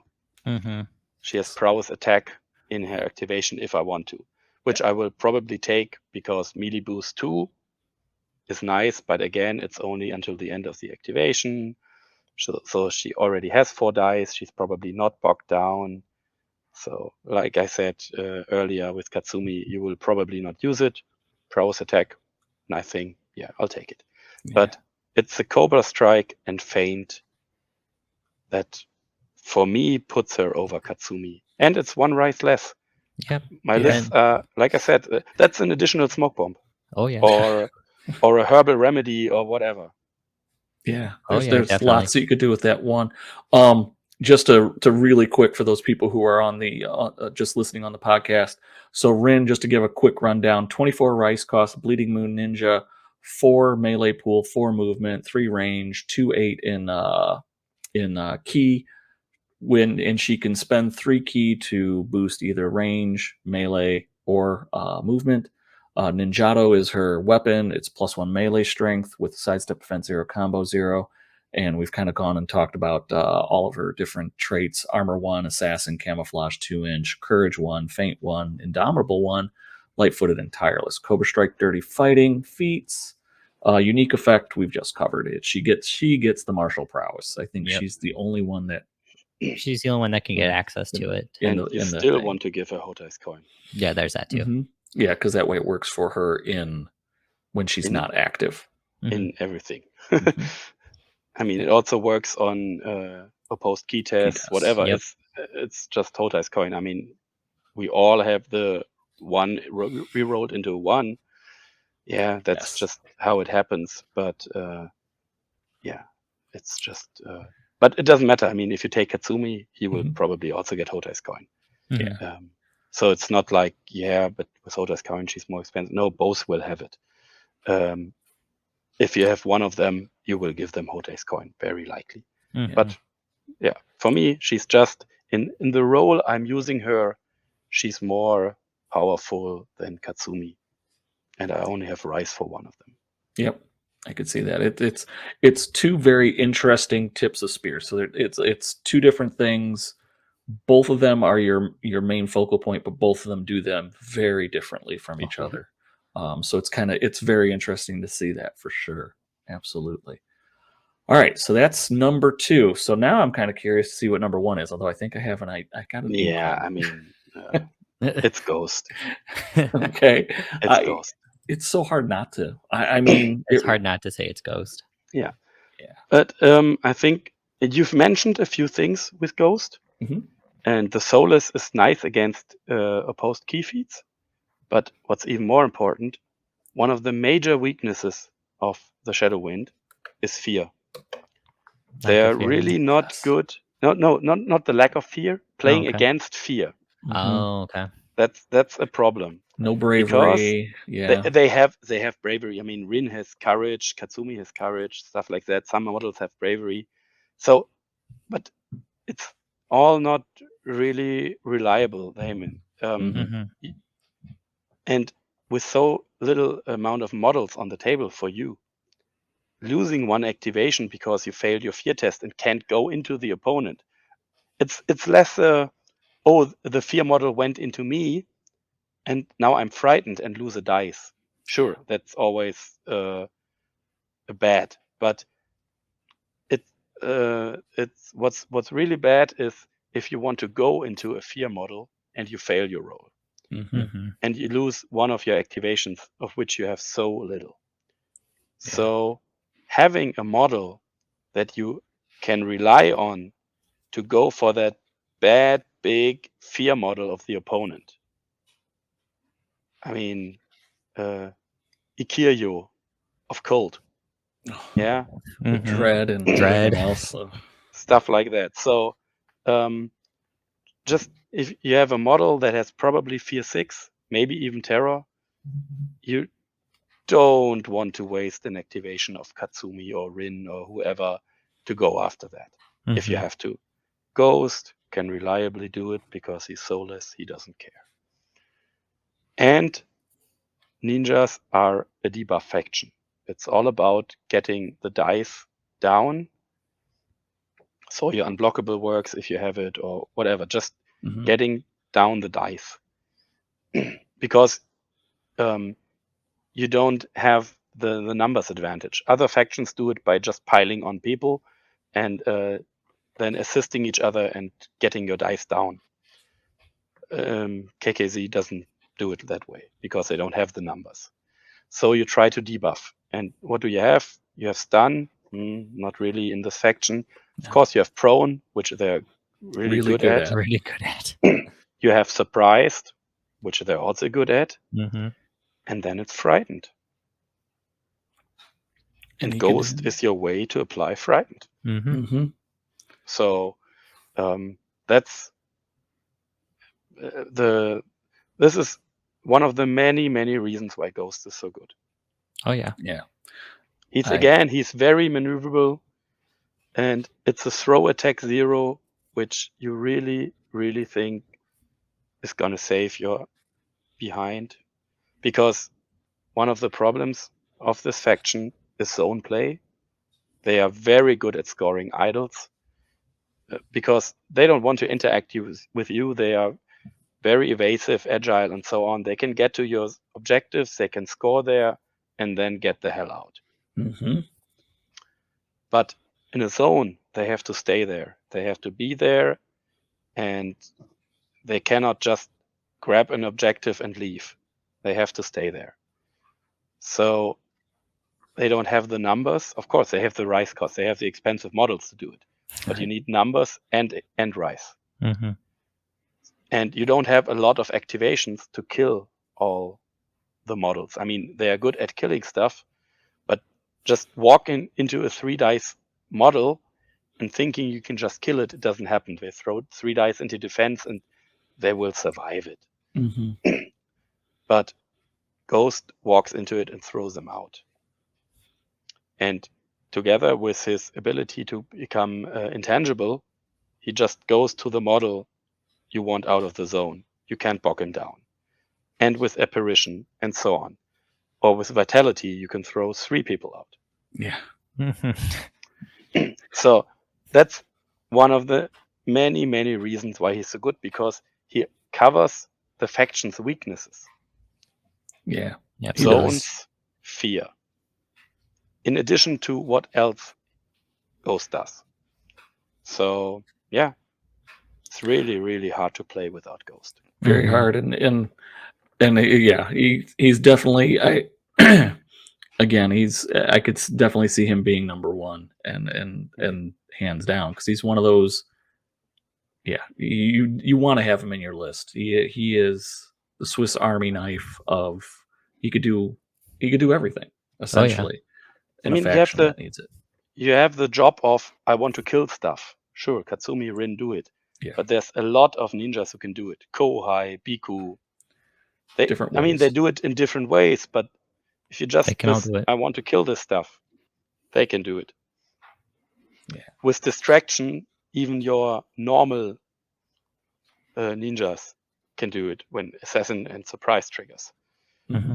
But this stuff cannot be replicated anywhere in the faction. No. Just he's that good. All right. So that kind of that's everybody's top 3s. So this is where we kind of wrap it up and put I have an honorable mention. Oh, I'm sorry. I totally. What is your honorable mention? I was speeding through that. I apologize. Ujimoshi. Ujimoshi? Best name in the game. The best name. Ujimoshi. Let me get him up here. Ujimoshi. Love that. Oh, yeah. The worm. I was trying to remember. Yep, he's awesome. He's cheap for a ninja. Yes. I mean, he's a worm, of course. I mean, he has only 1 key. He doesn't have an innate feat. Stuff like that. I mean, he doesn't have armor. There's reasons why he's cheaper. But if you're aiming for a 5 model list, which I am, you need also cheap models. Yes. And he's a cheap ninja. I mean, 16 Rise is not cheap compared to other factions, but for a ninja, he's cheap. That's cheap. And he's so good. Oh yeah, he is. Because he's all about ranged shooting, ranged attacks. Mm-hmm. He has 3 ranged pool, and he has a good bow. Yeah. Mm-hmm. And you look at the bow, yeah, for a 12, which is good. But he has reload. And normally you look at reload and think like, yeah, okay, I can shoot like every second activation. And with ninjas, it's probably, I want to be maneuverable because I have only a few models. So I can't be standing still all the time to reload. And he doesn't have lightweight. Yeah. And then you look at the back of his card and you see this guy is awesome at shooting Mm-hmm. because of his unique effects you choose at the beginning of the activation. Number 1, I said he doesn't have lightweight. If you want to, he has it. And the second effect means I don't have to wait to reload. Yeah. So what this means is he shoots every second activation. Every activation. Mm-hmm. And normally you start out by shooting with a lightweight shot, and then your second shot you remove the reload marker. Mm-hmm. But you're probably already in a good spot because you walked there in the first activation. And every time he's not shooting because he's doing something else, doing a scenario action or whatever, you still remove a reload marker. Yeah. So you can walk to an objective and shoot with lightweight. Mm-hmm. You gain a reload marker. Your second activation is praying or influencing or whatever this objective, but you're removing the reload marker at the same time. Yeah. And then in your next activation, next turn, you shoot again with lightweight. And so on and so on.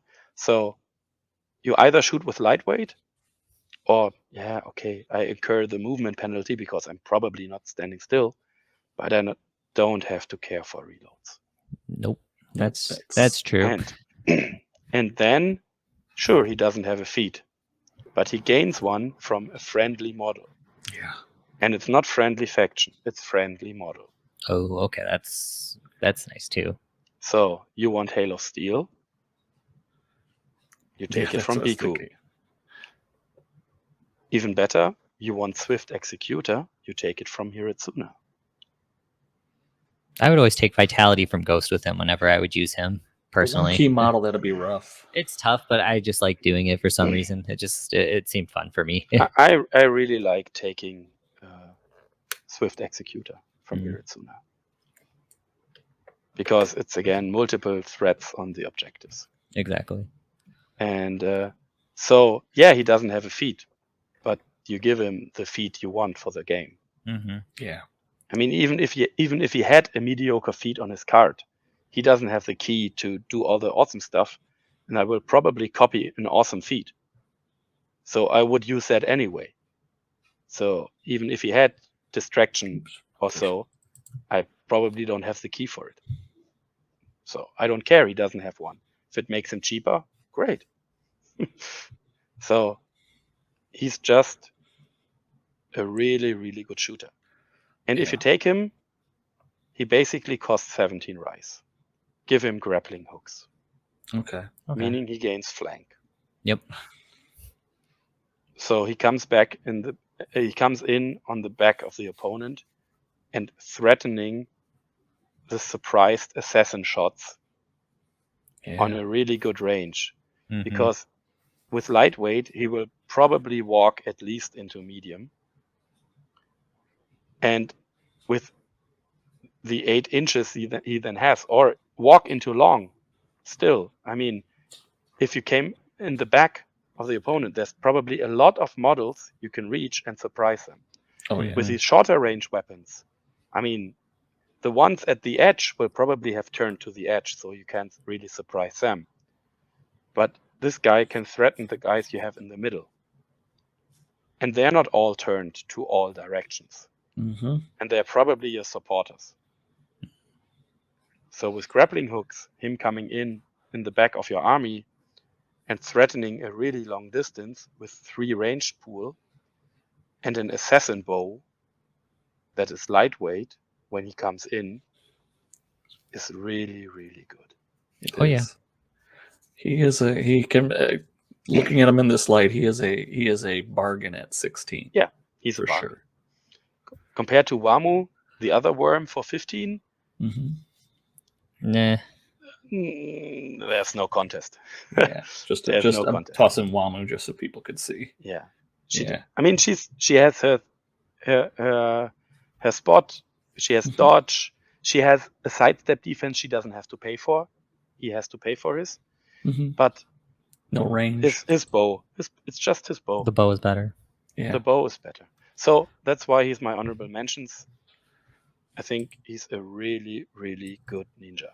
Oh, absolutely. And for using him for that range threat, that's a long range threat too. Yeah. That can come Yeah. on the flanks. It's totally worth it. That's Mhm. something that you don't see. Yeah. Ninjas have a lot of range threats, but they are mostly in the 357 range or Kusari 3-inch. Yeah. Stuff like that. Having 12 inches is not common in this section. Yeah, not you have Dudoku, but that's still a lot more points than Ujimushi and not as much flexibility. Yeah, for Dudiko. Dudiko, that's who it is. Yeah. So no, I totally like this guy. He's a good choice.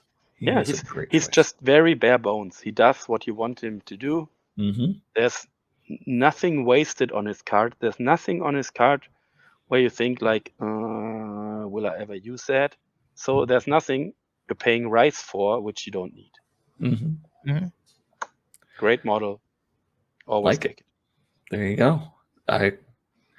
Now that you're the more that you're explaining it, the more I'm sold on it. Plus, I was kind of sold because of his name. That's a cool name. That's just me. All right. So, do we want to talk about our top 3 now? Or are we can. good? We can. Yeah, I think we're good. Just a second. Sure. Yeah, sure. I said at the beginning that when we talked about terrain and tournaments and sticking forests into zones and stuff like that, the funny thing is I really like forests and zones because they help me as a faction. But almost every game, there's probably Ujimushi standing somewhere and asking me, why did you put a forest in there? There's guys I want to shoot. We get that with smoke. We get that with not smoke bomb, but smoke field. Smoke field. Yeah. Oh, I'm gonna put this here. Thank you. I'm gonna step into that now. We get that a lot. That's why we're probably seeing that one less and less when we play, or we were seeing it less and less. Yeah. Well, I think that one came back to bite our local player in the butt. One time he's like, "All right, now I gotta be more conscientious about where I'm throwing them out sometimes." Just a smidgen. That's for sure. You gotta be. It also took us a long time to figure out, like, oh wait, hang on, we can actually use this to protect ourselves a little bit. Gonna stand in there. Well, yeah. Almost never have a smoke bomb. Smoke field. Because I mean, I'm not buying it with my rice, so it's probably one of my 2 skirmisher enhancements. And there's most of the times other stuff I need, and I'm running around with the ninja so much that I don't really have this one spot I want to anchor down.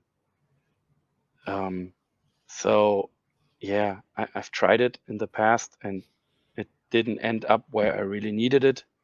So if I buy it with rice, rather buy another smoke bomb if you haven't already filled up on all 4. And with my skirmisher enhancements, I'll probably have something else. Hotai's coin.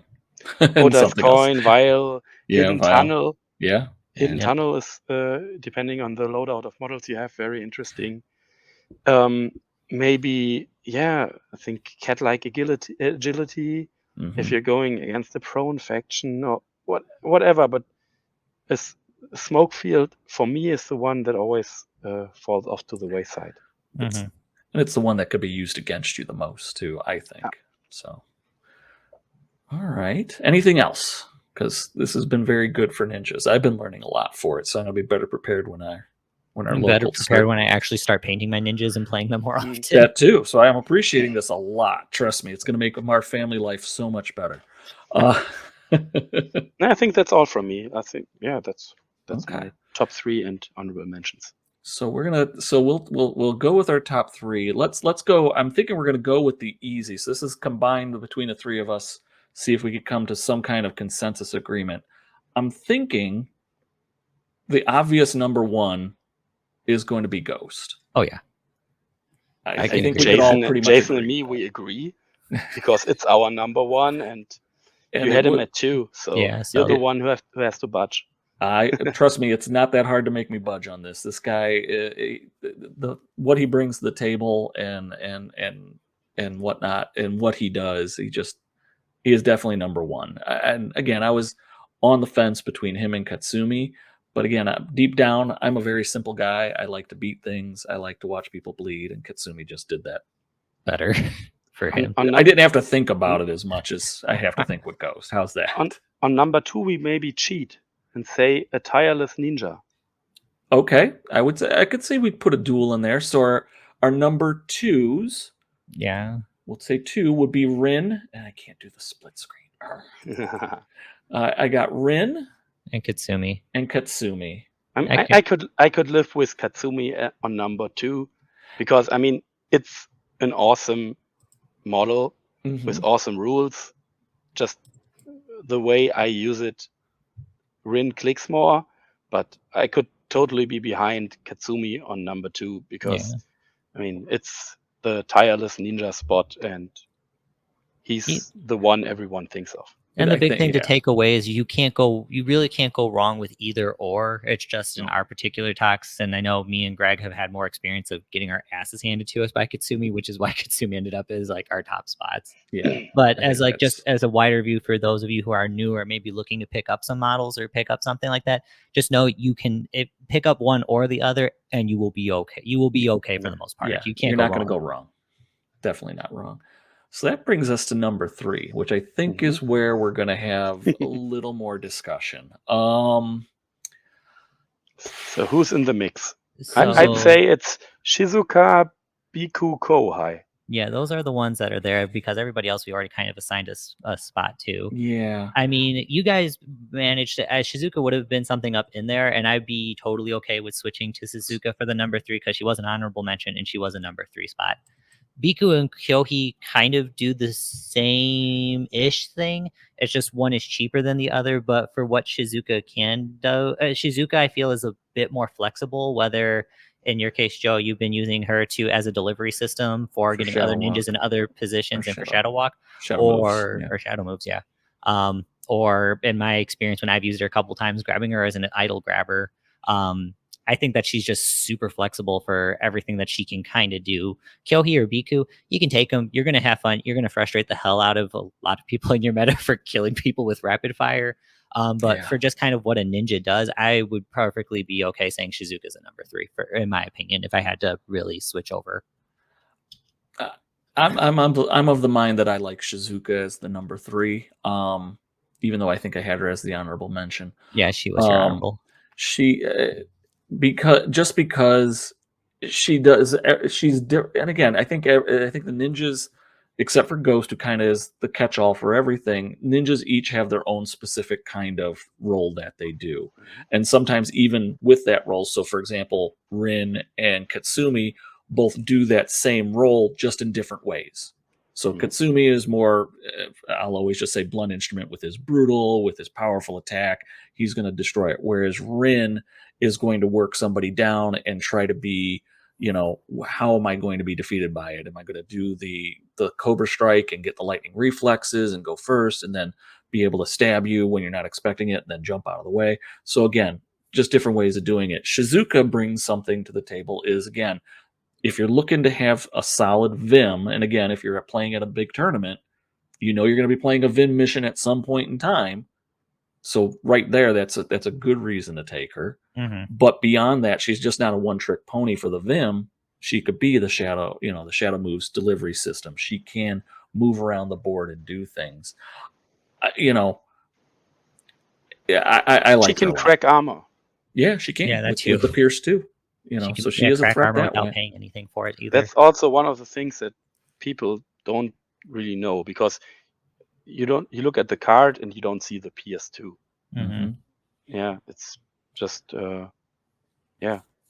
So Not will we say we're in agreement on Shizuka for number 3? I would be in agreement on Shizuka being a number 3 spot. Like I said, Kyohei and Kohai, they both are really good, and I would love to say that, but Shizuka's had more representation, whether an honorable mention or actually in someone's top 3, that it would be an easy move for me to be like, yeah, she could fit the top 3 spot. Okay. Or the number 3 spot. So we have 4 figures for our top 3. we have yeah. We have at number 3 Shizuka. I'm gonna get us all into our group shots here. Number 3 is Shizuka. Number 2 is our tireless ninjas, Rin or Katsumi. Again, pick one. You're not going to go wrong with it. It's just more of a play style and how you're going to be using them. And then number 1, we're all in agreement. Ghost. He's not Casper. He's not your friendly ghost. That's for sure. Gonna come up and stab you in the face, or from behind, Back. I should say. Back. Yeah, Back. back. Yeah, you can stab Always me from the back. back. Well, so that brings us to the end. And Joe, I gotta say, I am so glad that you joined us. I learned a lot, and hopefully everybody who's listening and watching learns a lot too.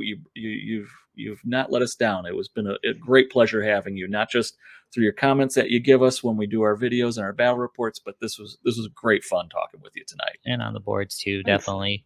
Anything that you want to plug if you're working on anything, social media, Instagram, any of that kind of stuff? No, you don't really find me on social media. Okay. The GCT Discord is probably the most social media I do. Okay. Makes sense. So, and yeah, And the Bushido app. people use the Bushido app. Yeah, The Bushido app, and that is that's a big great, absolutely great resource. So if you're new to Bushido and looking for some kind of resource to help you list build or just look at what's out there, that the Bushido app is absolute gold. Oh yeah. I mean, not taking anything away from the wiki, it's great. Mm-hmm. It's, just when I made the app, I wanted a more, for me, mobile accessible Yes. version of the wiki, basically. Mhm. And so use the wiki, use the app. And Yeah. if you use the app and like it, but there's stuff you think that could be better, give feedback on the Discord. Because most of the improvements have come from user feedback. Mhm. People who said, hey, this would be good, and then I did it. And it's made the app so much better. Yes. And so that's the only thing I can plug. Well, If you have Hey, that's feedback good. for the app, please give it. Good enough right there. please do. And again, I find it to be an absolute. It's as resources go for the game. Again, the wiki is great, but if you have something that's downloaded like on that app, it's absolute gold. Mhm. I use it all. I'm using it weekly, even just for the scenarios. That way I could see what scenario I'm setting up and measuring and everything there, and I don't have a bunch of papers or a book open. I use it daily. Yeah. Oh, I yeah. can believe it. Really I use it when I daily. build my top 3 list, to be quite honest. I'm like, I gotta wait, let me open up the Same app. thing. All right, let me scroll through who I'm looking for. Absolutely. All right. So get out there, download that app, give your comments if you'd like to see improvements on that app. Whether, and Discord's probably the best place for that. Yeah. All right. So that brings us to the end of our episode. Again, it was great having you, and we appreciate everybody who's joined us and has been listening. We're hopefully going to be getting back on the battle report reports. train here soon. I have, as I've been saying the last couple weeks, I have my 2-player starters painted up, so we're probably going to butcher some rules with just doing a battle between probably 75 points. So we have the Hizomi and the Kizomi clans, which I've again butchered the name, so please correct me on those. Just doing a battle with them, and then we'll expand out as we raid Cody and our other friend Brian's Ronin collections. Ronin collections to make an actual 100-point list. So something to look forward to in the couple weeks here. We're gonna make a concerted effort to do that. I have to say I really enjoy your battle reports. Well, thank you. And so make more of them. We will. We've been trying with society opening up in Chicago. It's been a little bit tougher, and then I've got the little one. So yeah, there's been some things. Also, I own my own place now. So before, when I was living effectively in the basement with or in the Yeah, man when he was cave living where in the my house in studio the in was. Man Cave Studios, it was real easy just to come downstairs and say, "Hey, we're taping today. Get Okay. up." Or hey, what time is it? 4? Oh, okay. You're done with work. We're taping tonight. Yeah, we're taping tonight, and we just put one together. But yeah, with both Gaming Jason and Grandmaster Cody, both having children recently, that has put a crimp on getting together and I mean, it's doing not the that game. I much of a can crimp. I'm relate only to a couple. that. I'm only a couple miles down the road from you, so it's not like I can't come over. It does help, but unfortunately, Cody's the one that has every figure in the game, and I'm not exaggerating that. He has just about every figure, I think.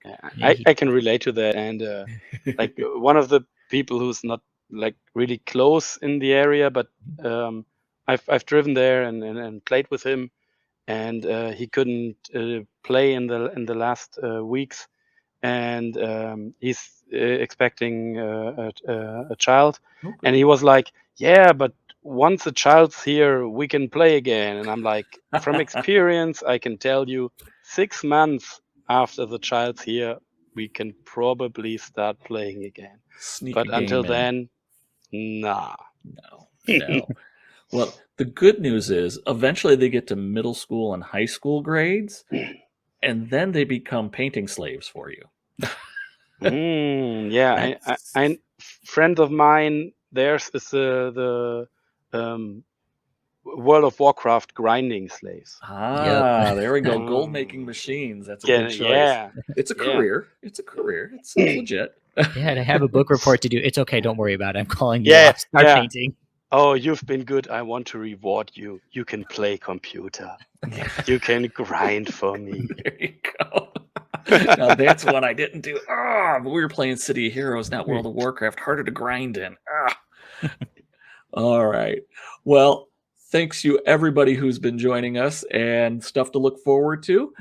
We hope you enjoyed this one. If you did, do the normal thing. Give us some comments. Tell us what you like, what you didn't like, what you'd like to see more of, all that good stuff. We love seeing the comments, and it gets us, ideas for our other, other episodes and battle reports and such. And if you did enjoy it and did comment, you know what? Throw us a thumbs up. We'd like to see. There we go. There's my thumb up.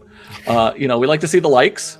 Lets us know that we're doing something right. And of course, subscribe. I'm not going to be as forceful as my last episode where I say subscribe, damn it. But subscribe, damn You it. did. But, do it. We appreciate that. So, for all of us here, from Joe, from Gaming Jason, and Gaming Greg, thank you again for joining us, and have a great day or evening, wherever you may be.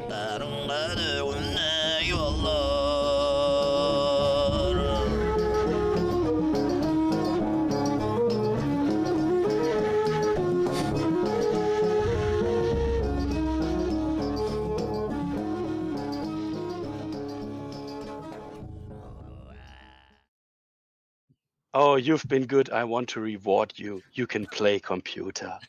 You can grind for me. There you go. Now that's one I didn't do.